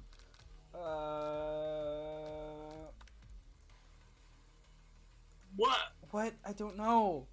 Try to shut in the noise of the arena and focusing on your cooking. What's the sound of success? Sizzling. That's wrong. Don't make me get the spray bottle. It's the end. Yep. Game over. No! I'm confused. What was the answer to those? I have no idea. It's totally random, I think. How the hell would you know that? Okay, yeah. Oh my god. Sorry, I'm drinking stuff too. It was really loud. Okay, 100 Celsius. Okay. Okay, we know that's 11. Okay, trust. It's not trust. Okay. Oh! Not trust. Wait, Miller, write that down, write that down. Okay, not trust. Okay, write that down. Okay, so, it's not Shoulder of Orion, so maybe deep. It's not, okay. It's the top one. Okay, you try to shut in the noise of the arena, focus on your cooking. Well, it sounds, I guess, it's not sizzling. Is it silence? Okay, silence is that answer. There's like Colonel Sanders is out of the corner of your eye. I believe in you, Sabby. He believes in me. He's actually cheering you on, which could be awesome. Except he's watching you makes you totally forget what you're doing. All I could think about is Colonel Sanders. No! How many spoons full of gravy does it make you feel? What? That went so fast. You stand on a desert doing one dessert cookbook. Which do you take? What a hunk. I know, right? You know what? Shouldn't you be focused on the challenge? You're falling behind. So forget, oh my gosh. I need Not three, or not one. I need to focus. I know you love nothing more than seeing a fellow appliance utilized in a kitchen battle, but sometimes that means sacrificing the personal touch. Word. You might not have any hands, but Sabby does. And a good chef needs to be touching the dough to know when it's properly mixed. There's an easy way and a hard way. You don't get far by going the easy way. When you hear everyone talking, you realize how serious your error was. You immediately shove your hand into the mixer to rescue your dough before it's overmixed. Savvy, no! But you're not fast enough. Your hands get stuck. It's immediately crushed by this quickly spinning God! Oh my gosh! There's no way you'll be able to use that hand for the rest of the match. Colonel shakes his head in shame. What you often find is that the easy way can turn out much, much more difficult. Everyone stop what you're doing. This battle is over. It can't be. I was so close to finishing my dish. Sweetheart, look at your hand. You simply can't go much. Wait, is that... Yeah, no, start over, no way. No, I think that's how it's supposed to go. Because that, like, he would probably still say that, and then, like, if I still got everything correctly. Aw, too bad. And here I am with a completed dish ready to serve. Surely that makes me the winner by default. No, it wouldn't be fair to compare the two on account of Sabby's injury. You see Sprinkles begin to lick his doggy chops as he locks onto the dish. I suppose you should at least tell us what you prepared. Well, because I'm the sweetest, I skip straight to dessert. Under this white chocolate dome, you'll find an array of delights, taking you on a journey of flavor that tastes good and tells a story of excellence. I was going to ask Sabby to do the honor, but since you're injured, I'm afraid that pouring this creamer of delicate hot chocolate sauce might be too difficult. Frick off. Colonel Sanders, if you wouldn't mind lending me your strong, steady hand. Ah! Colonel Sanders pours the hot chocolate sauce on top of the dome, causing it to melt away, revealing the ingredients hidden within. Inside, you find a delicate fried cheese croquette, atop a slice of honeycomb, ice cream 2 ways, a tender knot, and pearls of blueberry jelly. Jelly. It's like French jelly. Colonel Sanders seems intrigued, but perhaps not impressed as he dips his fingers into the chocolate sauce. Simplicity isn't your strong suit, is it, Ashley? Oh, you. As he places his sauce-covered fingers into his lip, Ashley leans over and whispers something into her ear. A dab of sauce sticks to his mustache. Gotta put myself between her and Colonel. You reach out with your apron to wipe off the sauce off his glistening face. Colonel Sanders recoils and brushes you back. This goatee isn't a fashion statement, it's also functional. I was saving that flavor for later. Oh my god. No, I failed. No! What? No! My god. I failed.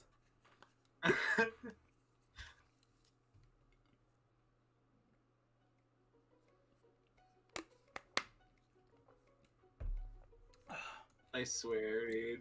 Oh my gosh, it's this again. No! Okay, do you want me to tell you the answers again? Yeah. Okay.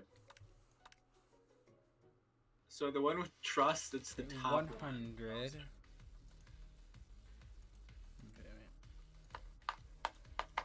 wait. 11. Wait, this one, Vigilance? Intelligence, yeah. That's wrong. What? What? All of them. This Not one. Orion. Yeah, that Yeah, I one. got that one, okay. Okay. Silence. Bubbling. What? No, I did I silence. said silence. That one didn't We work already last did. We already time. did bubbling. We already did sizzling.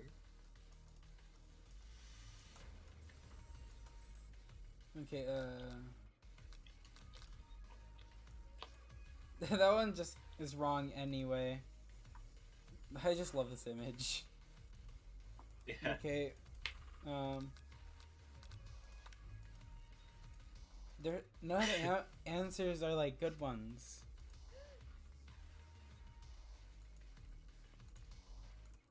Come on. Yikes.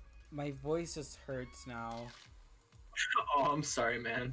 I'm losing my voice. I haven't spoken for so long before. Do you wanna like pause it and do it tomorrow?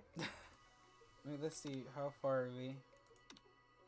We're pretty close to the beginning. Oh my god, that's Man. like a little bit more than halfway, man.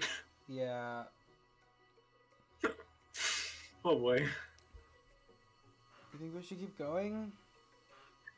If you want, Yeah, I it's wanna up keep to going. you. I want to keep going. I want to finish this game in one stream. All right.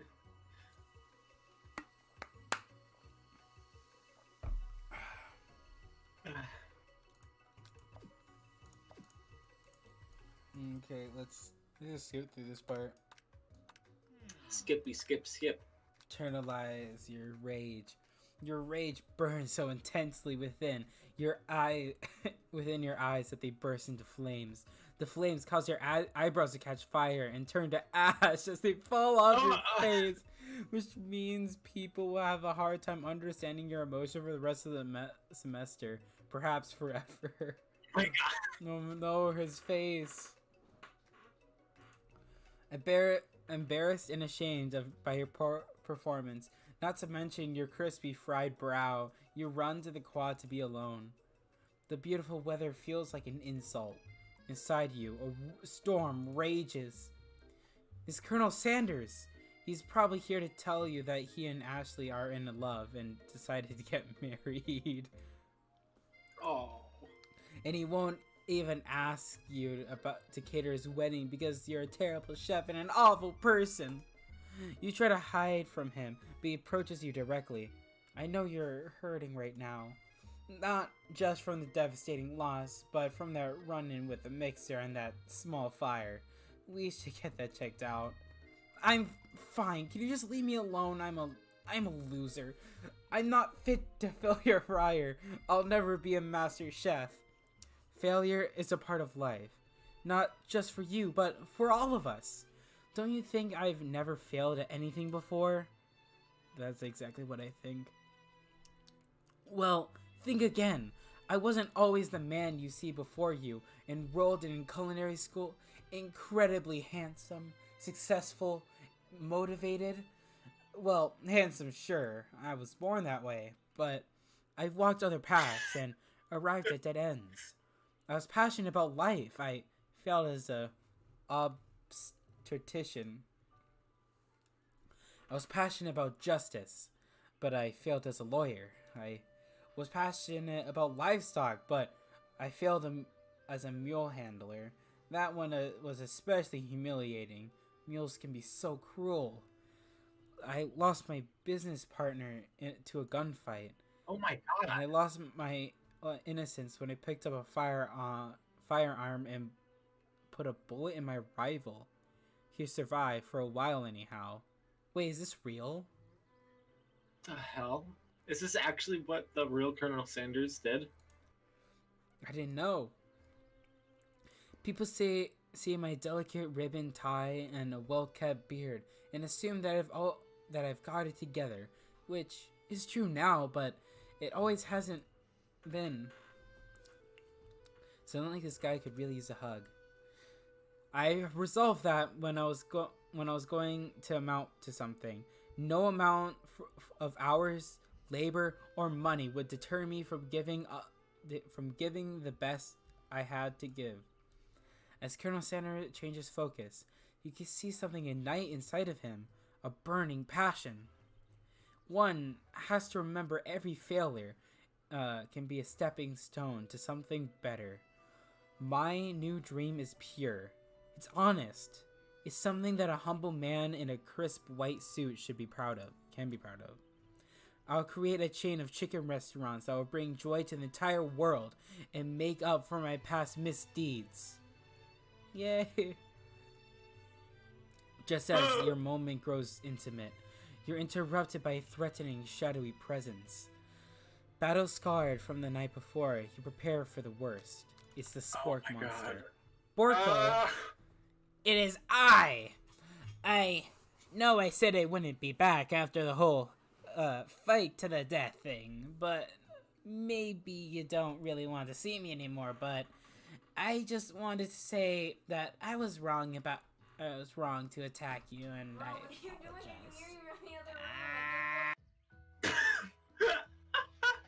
Did your sister?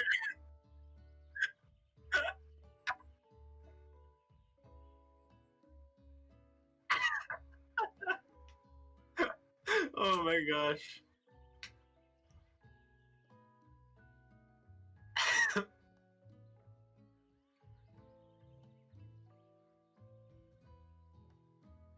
think she just said bruh, like literally, like you are her bruh. Nice. Oh, alright. Alright.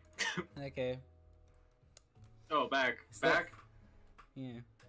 I know what it's like having always to look over your shoulder. Monster problems, am I right? Ah, thanks, Borko. I'm glad there's no hard feelings. Getting jumped by a giant creature in the dark of night can really rile a person up. I also want to apologize for the way I switched right into attack mode.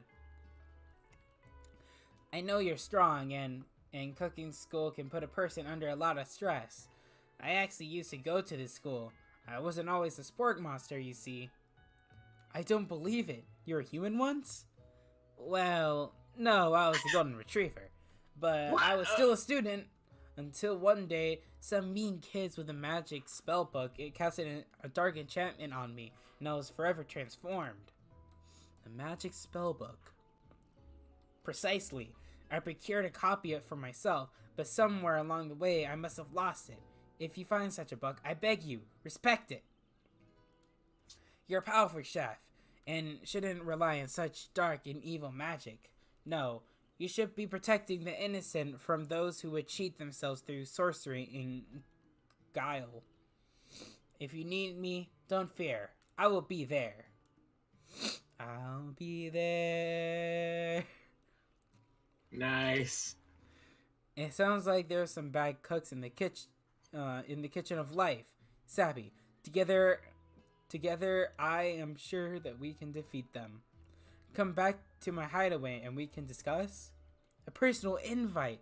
You can't imagine what Colonel Sanders' home must be like, but it sounds like you're about to find out. Stepping inside Sanders' home, you're surrounded by his things, and you start to feel a special bond with him. Oh, look at that, the little painting. Is that an urn? What the hell? Oh, this thing's so pretty. Like, Yeah, it is. dang. Really pretty. Wait, hold on. Let me full screen it. Oh, nice. Mm-hmm. Even is that a candle or is that a glass of champagne? I can't tell on the table. Oh, that's a candle. Nice. Looks like you live such an exciting life. But I can't. Colonel Sanders. Every day can be an adventure if you approach it with the right attitude. Long ago, I made the decision to never stop searching, never start working, never stop imagining. Have you been working on the new recipes of your own lately? I'm always excited to talk about food with another ambitious chef. Well, there is something. It's just a side dish I've been tinkering with, trying to find the right balance of flavors and textures. I'm not even sure if I've nailed it yet, but I'm close. Colonel Sanders' eyes perk up as he starts to wonder what your dish might be describing. It's meant to pair with something spicy or something crispy. Both, perhaps. Now you've got him in the right where you want him. Should you reveal your new creation to him or keep it a secret just for you? Ooh. Oh no. I'm gonna keep it a secret. Keep it a secret. Why? Wait. Oh. Actually, I said too much. Please forget I said anything. You can practically hear Colonel Sanders' heart beating in his chest. He tries to add demure, but his facade begins to crack. I could appreciate a good secret, of course. In fact, I got nearly a dozen in my fried chicken recipe alone. But I would hope that you could learn to trust me with yours. Well, I suppose you did share a secret ingredient with me yesterday, so it'd only be fair. Colonel Sanders' face grows serious. Yes, about that you see... Yes, Colonel? I haven't been completely honest with you. The secret I told you was a fake. Is it Eye of Newt? Oh no, the ingredient you shared with Miriam, it wasn't true? What do you mean? It was never true. What? You're Yeah, angry what? with the Colonel for lying, but the fact that you revealed his secret shows that he was probably right to do so. I didn't. Yeah. What the heck? You mean it wasn't the real secret 11 herbs and spices? You see, we only just met, and I had to make sure that you're trustworthy and capable of keeping my most important secret. To me, my recipes are priceless. Well, I have something to confess. The secret ingredient you told me I shared with Miriam, my bestie. I didn't. I told her that I am Newt. What the hell, developers? Unfortunately, I already knew this. I was very disappointed, but now that you're come clean, we can start building a relationship as fellow chefs again. I promise to be honest from here on out. I really do. I don't understand. I didn't share it. I'm counting on you. And in that case, I present to you my original coleslaw. A shredded cabbage dish glistens in the light of Colonel Sanders' Lux hideaway. Magnificent! Together you chow down on the creamy slaw until a spoonful remains in the bowl. Do you mind if I hold on to the last bite? I like to have it around so I can admire its taste later and think back on this moment. You could offer to make him more, but it seems very sentimental kind of guy. Sure, why not? Please, make yourself comfortable. I'll be back in just a moment. You realize now would be the perfect timing to do some snooping. Around the room are various items you could look closer at. Each item seems to radiate memories and emotions. Tap on Tap on item to know more about that. Ooh. I could literally just tap outside. You gaze out the window across the vast lake and the mountain range above. Then a ghost of student pops up.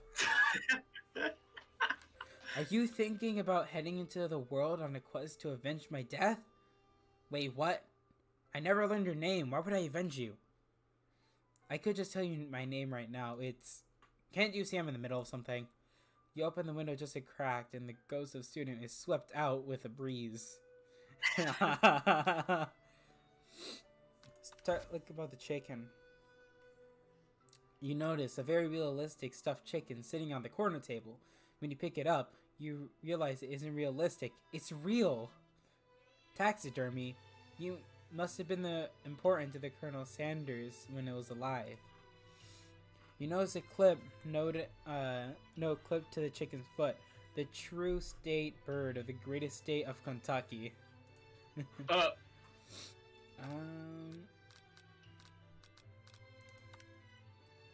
This must be where he keeps the secret recipe. Think for the moment the number is important to Colonel Sanders. Then it dawns on you. As soon as you turn the dial to 111 111 111, the safe opens. Inside, you find a single note. Can chicken be prepared sashimi style? Oh. Adorable little baby boy crawls across the floor. From the goatee and mustache combo he sports, you figure out this must be the Colonel Sanders himself. That, or it's the drumstick he seems to be waving like a rattle. Who frames the baby just themselves? Or of them with a goatee as a baby. Yeah. Probably the same type of person who make their own face the logo of their company they founded, am I right? You just tap on items to discover more about... A door opened. The photo appears to be of Colonel Sanders, except he's an old man visiting the pyramids of Egypt. Maybe this is when he discovered his herbs and spice. Doesn't make sense. How is he an old man, but just a hottie just now? One of the framed photos shows an old man who looks a bit like Colonel Sanders standing with a friend. They hold fried chicken drumsticks and appear to be cheersing them. Where's the chicken? Huh? Huh? You look closely to see that there's a short inscription. I wonder who my friend Pete is. You take a look at a large urn sitting on a nearby pedestal. There's a plaque on it. It's dusty. Then you wipe it off and read the inscription. It says, "Here lies the ashes of all my past careers and business fails." Yours, poor guy. On a scented candle, you pick it up and try to identify the smell. Power tool? Freshly starched collar? Piece of wood floating in a lake? Summer of 69? No, it's a secret. It's one of the secret recipe ingredients. It's blank. A silver lock of hair is woven through the teeth of the comb. Upon further inspection, you realize that the hair isn't just silvery in color. It's actually made of spun silver. You open the Colonel Sanders closet to find a row of his signature white suits hanging within. You take one off his hanger and try it on. The jacket is a bit big for you, but it's soft and comfortable. You give yourself a deep hug, breathing in his scent. Then say that home is where the heart is. Is this what they meant? Before you can take a look, you hear Colonel Sanders returning. He has a new dish he's been working on, and he wants you to taste it. You try to act casual until he notices that you're wearing his jacket. I don't usually loan those out, but I must say, it does look good on you. Oh crap, the jacket! You forgot to take it off! I'm not gonna make a move. That's too big. You confess. I think I've been developing feelings for you. Oh, that That kind of confession. I think I might be developing feelings for you too, but I'm concerned. I can't let anything get in the way of my dreams.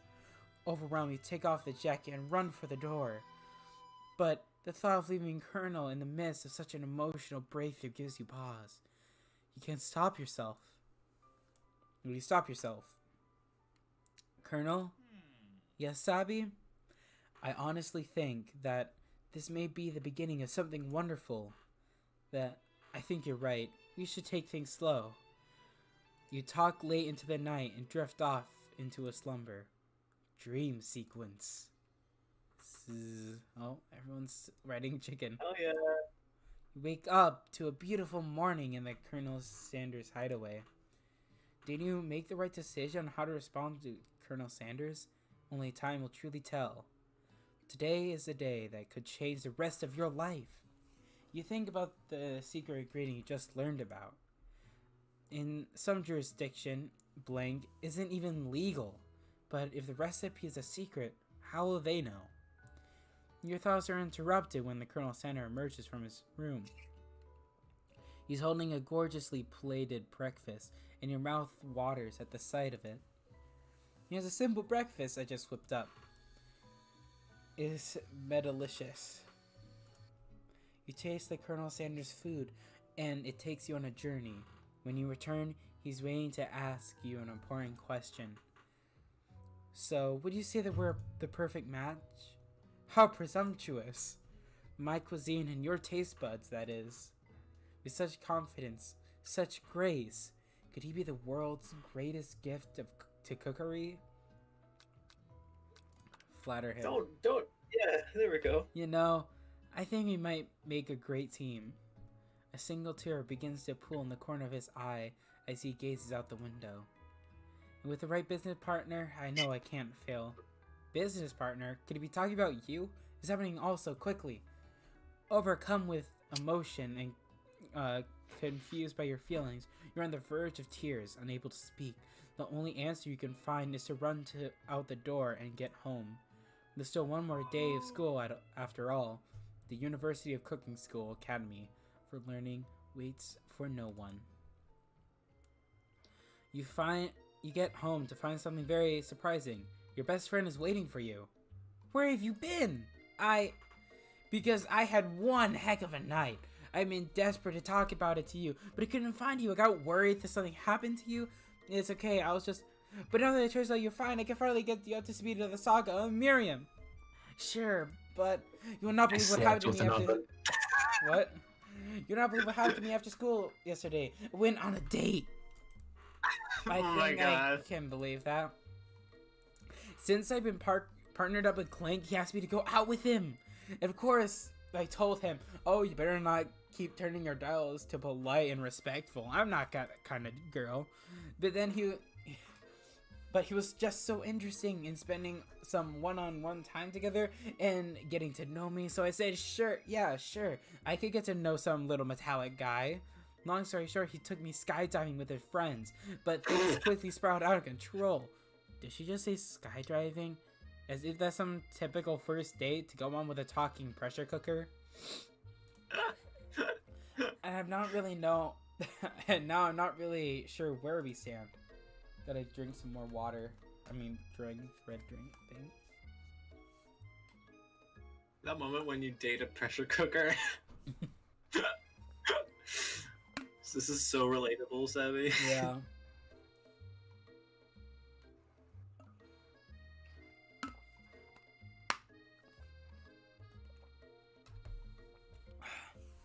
Silence. You don't give Miriam time to tell her own story, however.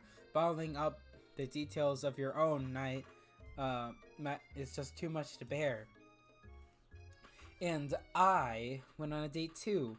Back to Colonel Sanders' house where we spent the night with him. You what? Nothing happened, but the emotional connection, wowzers. Miriam tells you to move on from this whole Colonel Sanders obsession and focus on school. If being obsessed with Colonel Sanders is wrong, you don't want to be right. After a short argument, you both agree to go your separate ways.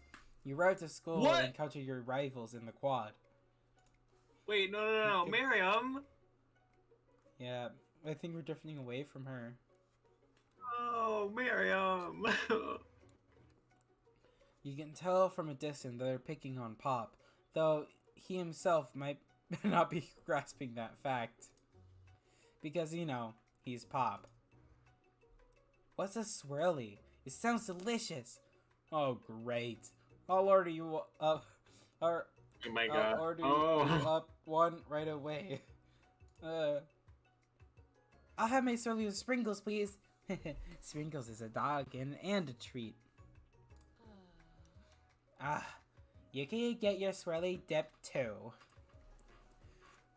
Why don't you pick on someone your own size?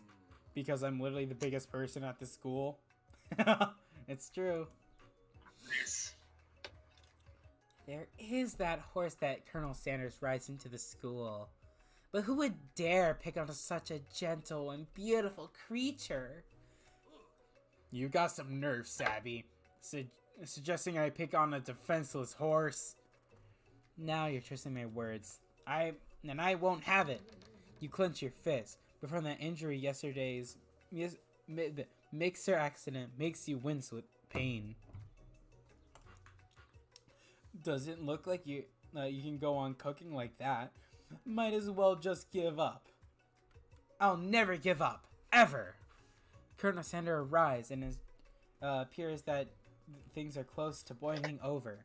A naturally intuitive person, he senses that something has been going on. Is everyone excited for the final day of school? Sabby, how's the hand feeling? Oh, I accidentally clicked. Aren't you concerned about my hands, Colonel? Yesterday, I almost broke a nail winning so hard. Technically, I don't believe a winner was decided, but your presentation was quite impressive. What is he doing complimenting her? But what about the flavor of my delicate, warm, gooey chocolate sauce? It was clear you're passionate about how your food is received. That's a lot of words to say it was bland. Excuse me, Sabby. I'm more than capable to speak for myself. Maybe you could tell me more of your thoughts as we walk into class, Colonel. I'm always interested in discussing the fine arts of fine foods. See you inside, Sabby. And annoyed by Colonel's inability to see Ashley for who you know she really is, you walk across the quad to get some distance. You attempt to distract yourself from how slightly you feel by the interaction with Ashley, but you take out the spellbook you recovered yesterday and start flipping through the pages. Wow, that's the book. That's that book? It looks like bad news. It's just something I found lying around. It would appear that to be some sort of grimoire? But I don't really believe in magic stuff. A grimoire? Like a book of spells? I don't know. Who would spend so much time decorating a magic book if it wasn't really powerful? I could think of one surefire way to find out. You open a page covered with arcane warnings. Cast only in case of extreme emergency, it says around the edges of the page. I can use this spell here that says it will erase anyone I choose from all of my memories.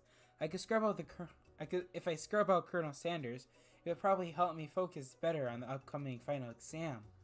That is way too drastic. Couldn't you erase something like anything else not rooted in dark magic? Maybe tie a string around your finger? Okay, fine. It is drastic. But desperate time called for desperate measures. You got the memory erasing spell sitting in front of you. And a pretty good excuse to try it out. Don't do it. Never. Yeah, don't do it. Yeah. You take your friend's advice and put the book away. It's almost time for class. Sprinkles is already in the room. Wait, I'm confused. Are we still friends with Miriam? I Yeah. want to be friends with Miriam. Miriam's cool. Yeah, I think we're still friends. Yay! Well, we've been streaming for more than 2 hours. That's a lot on time. Mm-hmm. Sprinkles is already in the room, waiting for the students to arrive. He clears his voice and makes a quick announcement. I want you all to know I feel something of a dog moment coming on. A dog moment. But I assure you there's nothing to be afraid of. His cute little nose scrunches up and he begins to breathe quickly. Dogs rather be unpredictable, especially Sprinkles. Wait to see what happens next. He must be hungry. Reach for some old homework to give him as a snack.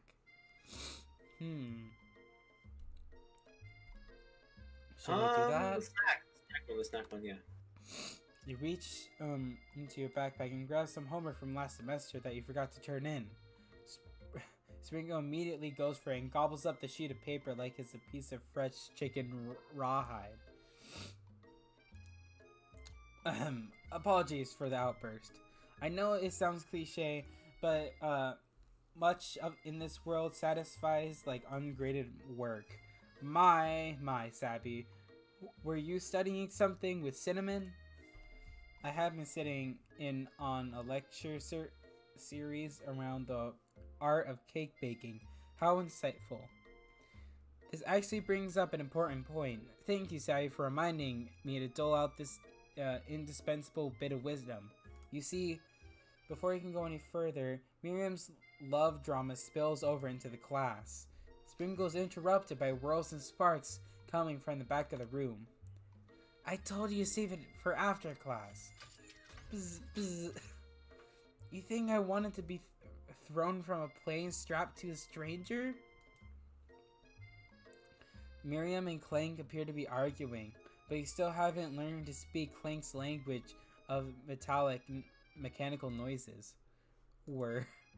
But no! You had to show off to your cool kid friends Jeff and Joan.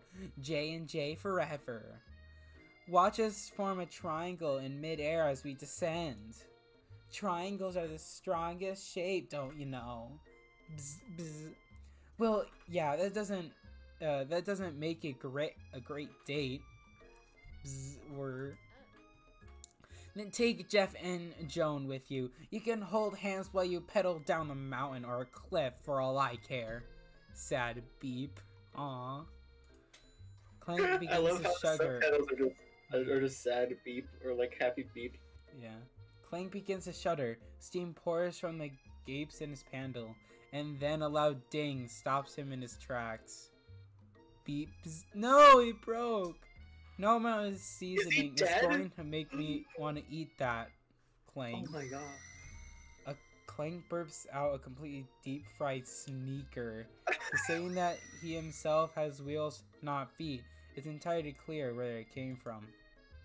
In terms of deep-fried footwear, I guess it looks okay. Clank slowly rolls out of the room to be alone with his shoe.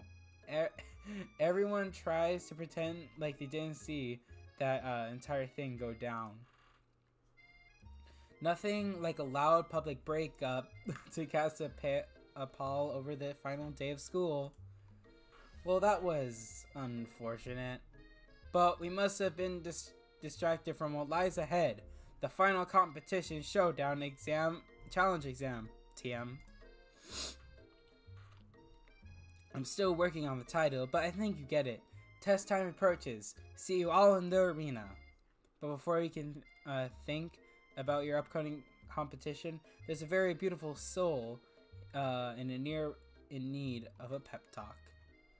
Hey, Miriam, are you okay? Okay? I'm so mad I could smash a tiny mug, spilling several droplets of hot cocoa all over the floor. How could he embarrass me in class like that, in front of everyone?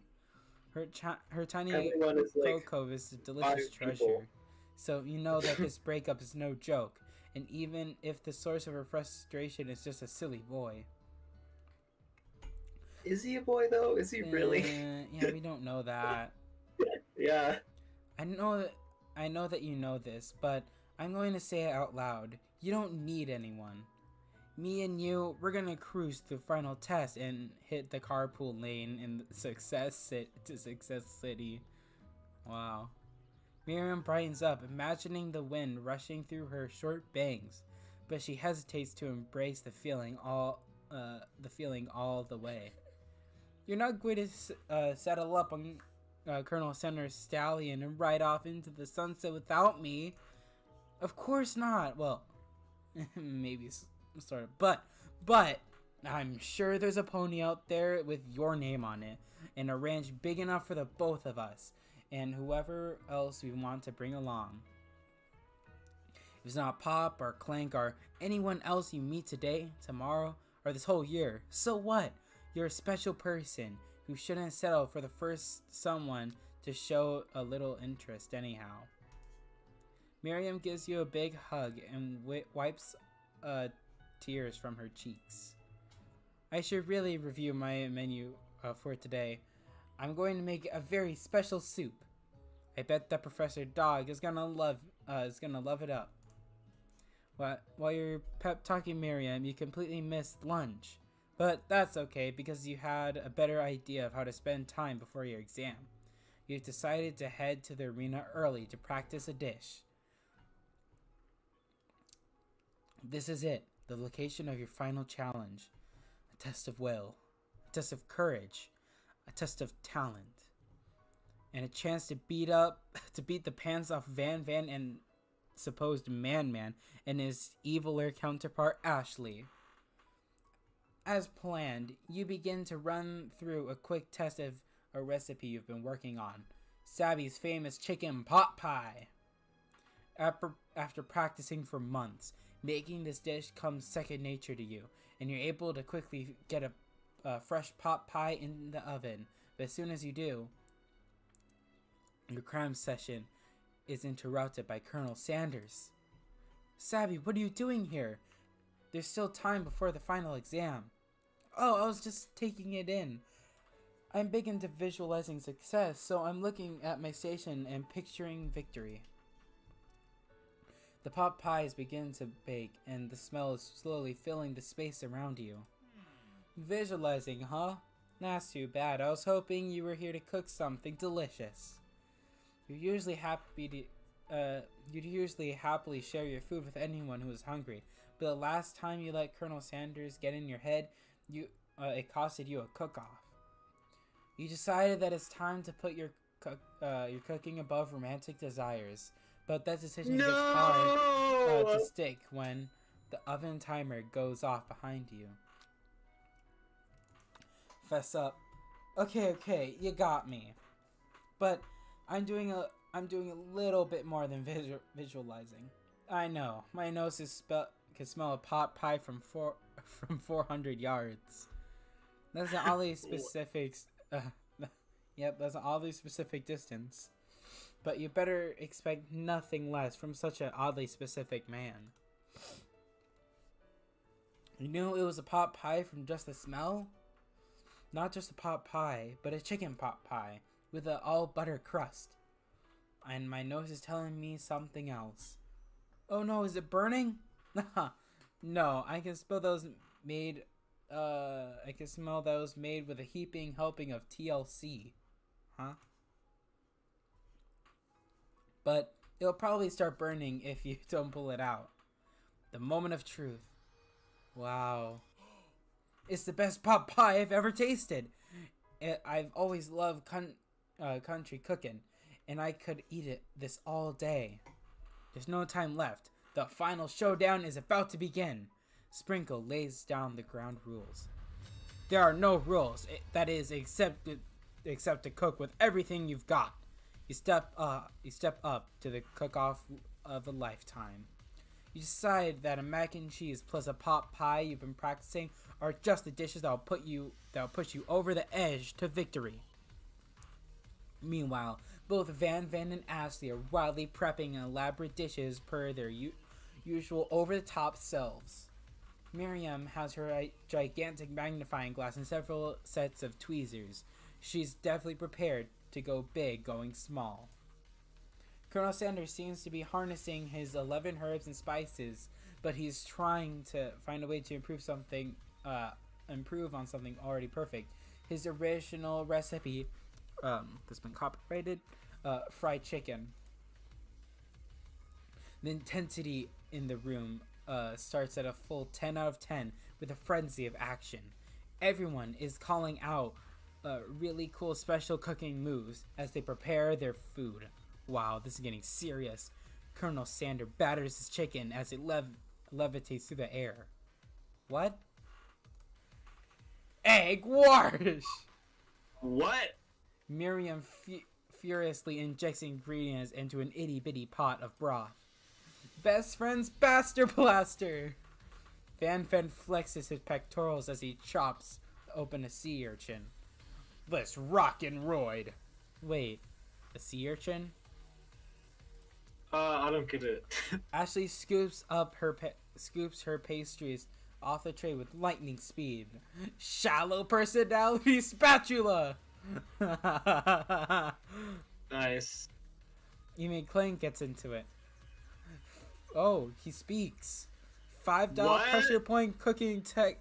Look, $5 pressure point cooking. No, $5 pressure point chicken cooking technique. There we go. Oh my Wait, when god. did Clerk learn? Clank learn Yeah. English? It's the singularity, as was foretold. We mustn't let it happen, or the appliance uprising will take us all. Self-destruct.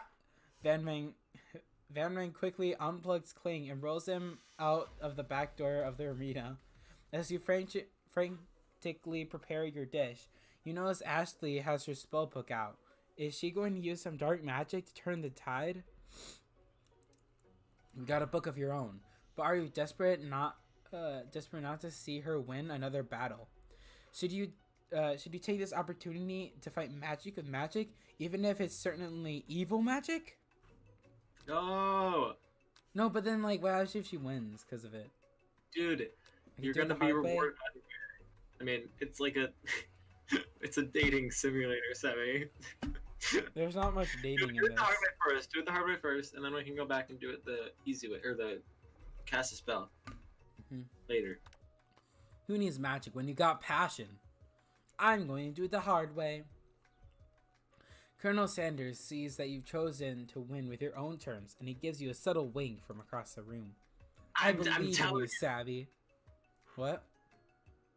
I'm telling you, man. This is what it's all about. This is it's Christmas at its finest. Yeah, this is Christmas at its finest. Definitely made for Christmas and only for Christmas. Yep. Miriam notices too. I've always believed in you, Savvy, since we were little kids, because I'm your best friend forever. You turn to notice Miriam is at your station cheering for you. Miriam, what about your dish? If you're cheering, who's cooking? Tiny food, shark cook time. I'm actually already done, so I thought I'd help you. Oh, that's sweet, but Miriam tosses a handful of spices directly into your boiling noodles. It's the secret ingredient. The boiling pot explodes, sending Miriam flying backwards. The watery noodles begin to swirl in the air, bubbling up into a dark cloud that thickens and congeals before your very eyes. It is I, Steve, the sport monster. His What name's the Steve. hell? Again? Steve? What happened to Borko? You're not here to battle me, are you? We spark monsters are many. I think Borko had the day off, but you have conjured Steve, and I hate to battle. So I'd say you're doing pretty alright. Oh hey, you're in the middle of some cooking competition. I love this stuff. It's better than TV. You crazy kids and your culinary skills really impress me. Mind if I hang out? Sorry, Steve, but I'm kind of in the middle of something. Do you mind? Steve the Spark Monster notices that you've got the Grimoire stashed beneath your cooking station. I see what you're up to. Crisscrossed some magical items and accidentally summoned me, huh? You guessed it. Sorta? If you're here, would you mind tossing me some fresh noodles in a pot of salted water? I'd love to. I've always wanted to be top chef, actually. You know, when I was just a little spark pup back in the old country, you can tell the spark monster's winding up to tell some very long, involved story. You don't know how exactly where they came from, but it seems like it was probably lonely there. Actually, you know what? Maybe you should watch from the stands. I really need to focus on the competition. I understand. It's it's kind of like that time in Monster School where I fallen asleep during scare tactics class and then I woke up. You toss a serious stare at Steve and he takes the hint. Never mind, I'll tell you later. Good luck. Having suffered this huge setback, you don't know how you could ever win. I could just drop out now. If you drop out, Sammy, it's gonna do the game over screen. Don't you dare. Okay, fine. Man. I can do this. I have what it takes. I come here to win. Your hair turns mac and cheese orange as culinary energy flows through your body. My heart is pure. My hands are steady. My taste buds have been preparing for their entire lives for... Yes, Abby, you are the chosen one. You will avenge me. The power you'd been summoning immediately fades back out. You interrupted my inspiring monologue. Sorry. Okay, my heart is pure. My hands are steady. My taste buds have been prepared their entire lives for this moment. I will show the world my cookery. You begin to levitate off the ground. Energy courses through your body. You know that with this power you can do anything except turn back time, which would be super useful because while you were powering up, your pot pie overcooked in the oven and can't be served. No. Don't worry, dear Sabby. You have suffered some setbacks, but all is not lost. Impressive fortitude, Colonel Sanders decides that you have earned his support. I've been watching you today, and I must say I'm truly impressed. You've been thinking on your feet and rolling with the punches. He steps up to your station and stands right beside you. I'm here to help. All you've managed to make is mac and cheese. The time is almost up. You're so going to need it. But Colonel Sanders, what about the test? What will happen to you? What about the rules? Following the rules had never been my thing. I follow my heart. What a guy. Colonel Sanders. He's so dreamy. Yeah, he's the dreamiest. Colonel Sanders unfolds a delicate white towel to reveal the most delicious fried chicken tenders you've ever laid your eyes on. And besides, some unexpected combinations had surprising effects that will surpass your individual efforts. Are you suggesting? With combined forces, we can form the perfect food union. It's time's up, students. When time expired, the moment everyone's been waiting for. You must now present your dishes. With a handful of students in stand tall, the class seems incomplete. It seems like we're missing some students. Pop? Clank? From off-screen, you hear a pure and innocent giggle that can only come from one student. Hey, I'm flying! Your song is coming from the broom closet over there. Miriam, would you mind? Inside the closet, you see Pop hanging on a broom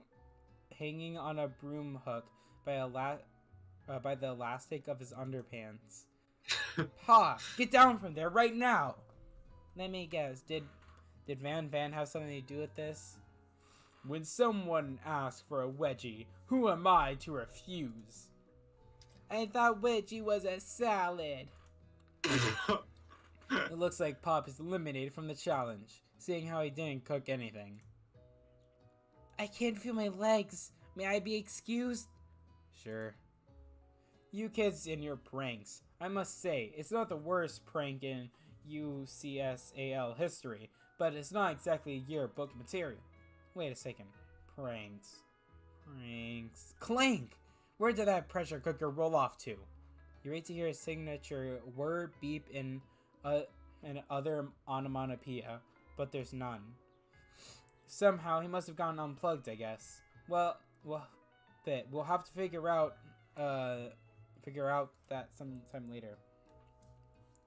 That leaves only 4 remaining students. Please collect your final projects. Yes, it has been a long semester. It's been 3 days. Wow, 3 whole days long. But after days of hard work, the time has come for me to eat. Miriam, please step forward. Now, describe your dish. I've made 10... Oh my gosh. Oh my god. Tender udon noodles in a savory soup. My word, it's so delicate. Is that a teeny tiny Naruto Maki I spy afloat this itsy bitsy bowl? Yes, chef. Please, call me Sprinkles. Chef is my father's name. Yes, Sprinkles. And I made some green tea from my baby tea leaves that I picked up myself. Sprinkles carefully sniffs around the dish before opening his mouth and letting just the tip of his pink dog tongue dip into the bowl. Sublime! Would anyone else like a taste? Oh, come on, none of those dogs, I'm not one of those dogs who doesn't floss. I even have a really cute electric toothbrush for dogs. Fine, I'll enjoy it all by myself. In a flash, the entire meal has been devoured. Not that it took much, it was less than a thimble worth of soup. A+. Rarely do I taste a dish with so much love poured in it as yours. Miriam is overjoyed, and she gives you a hug. Thank you, Sabby, for helping me believe in myself. Van, you're up. Now, describe your dish. I made uni over smooth egg custard in an axe-hewn urchin shell topped with caviar. That's going to kill someone. Oh, yeah, holy guacamole, bro. Did you skewer one type of urchin with spines from a second different color type of urchin? Yes, Sprinkles. A bit much, don't you think? That's exactly why I did it. A bit much is my brand. Doesn't it look cool? Sprinkle leans in to sniff the uni, but he can't get his nose close on account of all the spikes. He begins to paw at it erratically, causing the custard to slosh around. Woof. Please be gentle with my cuisine. Finally, Sprinkle goes all in, tongue first, but he can't get past all the needles. He reels back, his tongue is poked and prodded. Ouch, my tongue! The professor appears to have an allergic reaction to the sting. I can't eat this. It keeps pecking in my tongue. Disqualified. A stunning turn of events. Who would have thought that serving food in a bowl made of needles could make it difficult to eat? Detected Van does not go gentle into the night. Disqualified for glamour? Don't discount simplicity. This isn't the last you've heard of me. Being forced to endure his swollen tongue for another moment, Sprinkle graciously laps up a bowl of milk. I know I'm a dog and I drink milk. Get over it. Sometimes it helps calm my agitated tongue. Next student, Ashley, it's time to step up. Now, describe your dish. I made orange blossom Turkish delight in a light rosewater syrup topped with French meringue and connected with a sugar glass. I don't know how to speak. I don't know what meringue. No, yeah. I thought you were gonna make it British for a second. I was like, wait, what? No. That actually doesn't sound too bad. Indeed, it's quite delightful. However, I'll ask that you refrain from eating it or attempting to taste it in any way. It's very fragile and is meant to be a display piece. Don't eat the food at a cooking school. Got toast in your ears or something? Sabby, I told you, it's a display piece. Ashley, I must say it is beautiful, but however, this is a cooking competition at a cooking school. Yeah, which is why I cooked it. I did an extremely good job at cooking it too. I didn't realize they were having an eating exam.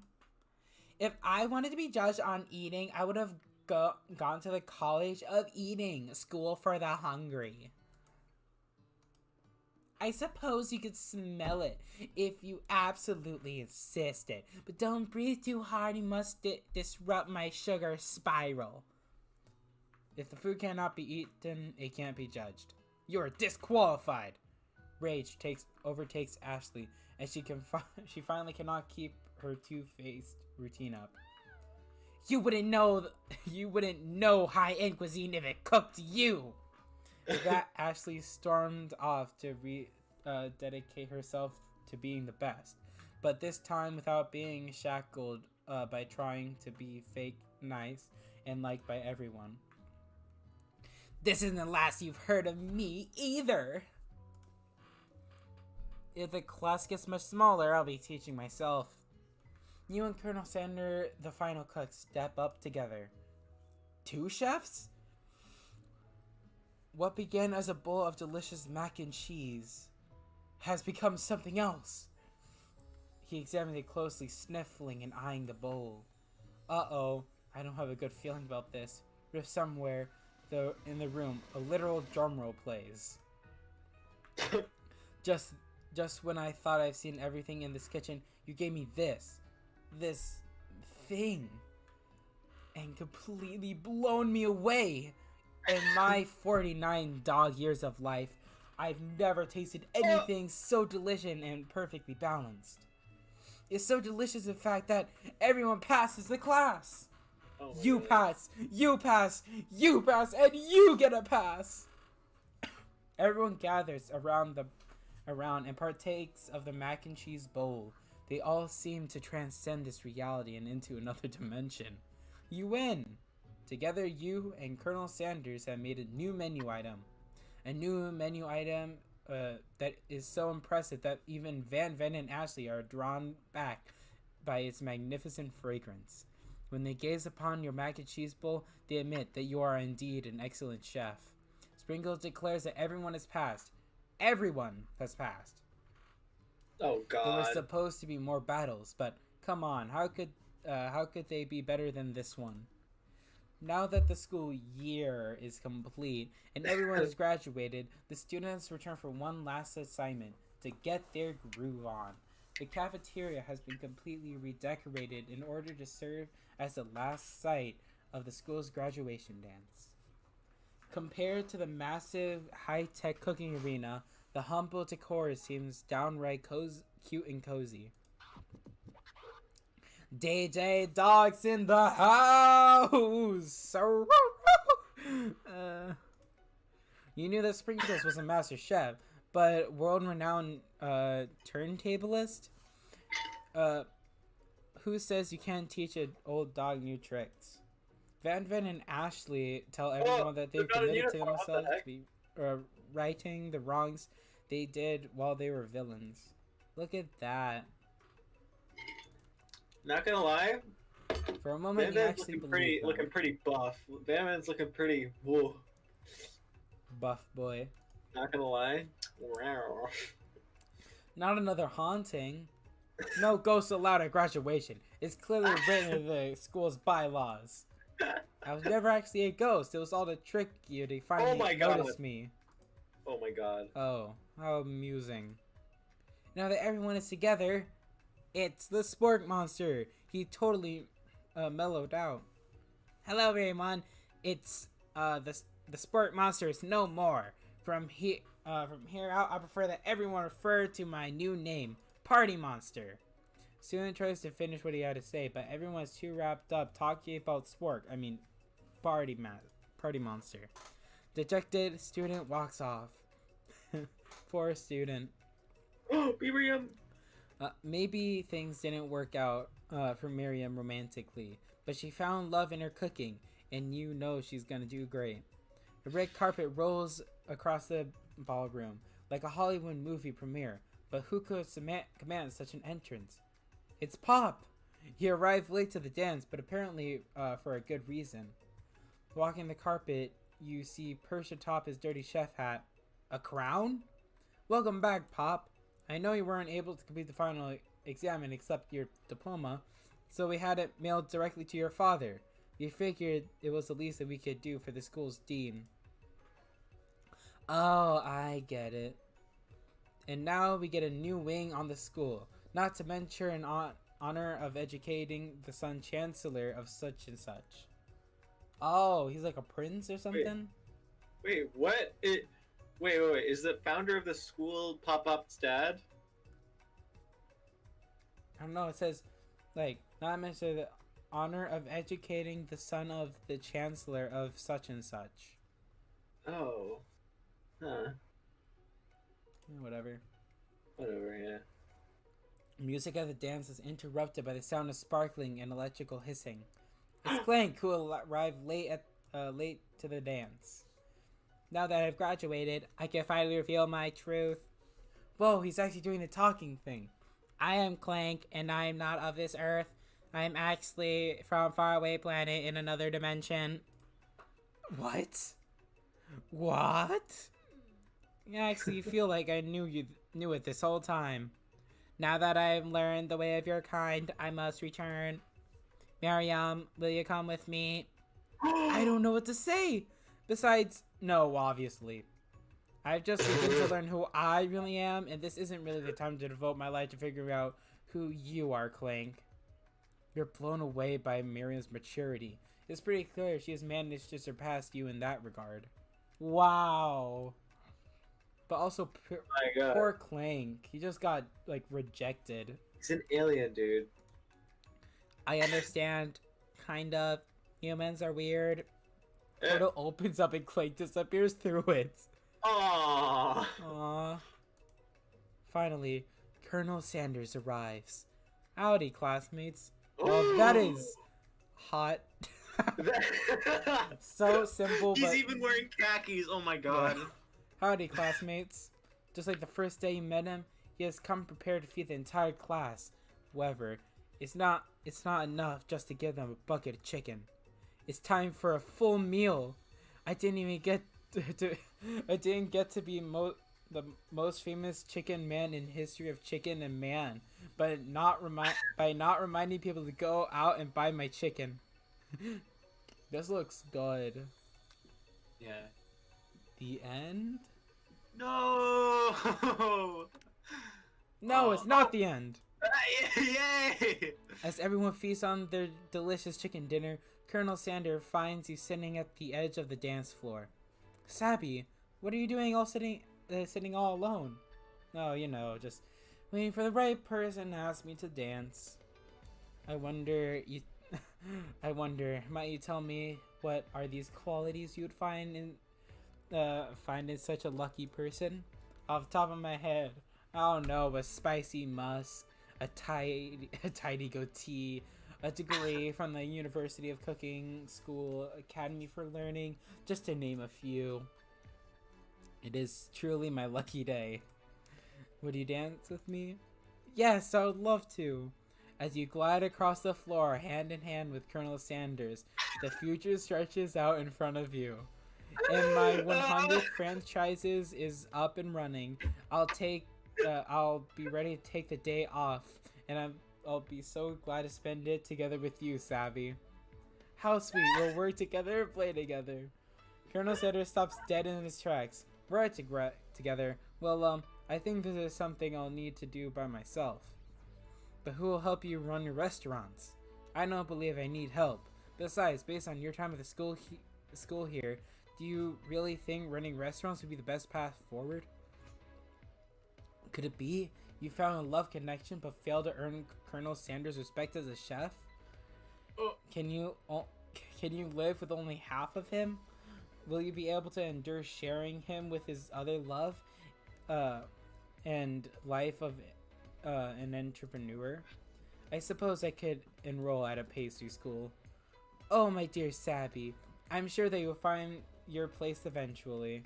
Along the way, you'll have me by your side. The end. Yay! Hey. Oh my god. Dude. That was so good. Like, actually. Like, legitimately. Yeah. Oh! I think this is what happens at the beginning of the game too, but Oh, really? yeah. That's so You get to cool! watch it, though. Oh my god, that's so cool. It's animated. Oh. No way.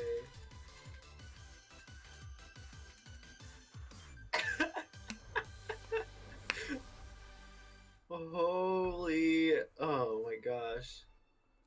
Hey, we finished it. That was perfect, dude. What that happens was. if I just click continue? What happens? Wait, what? No. I click continue. Where does it bring me? Uh-oh.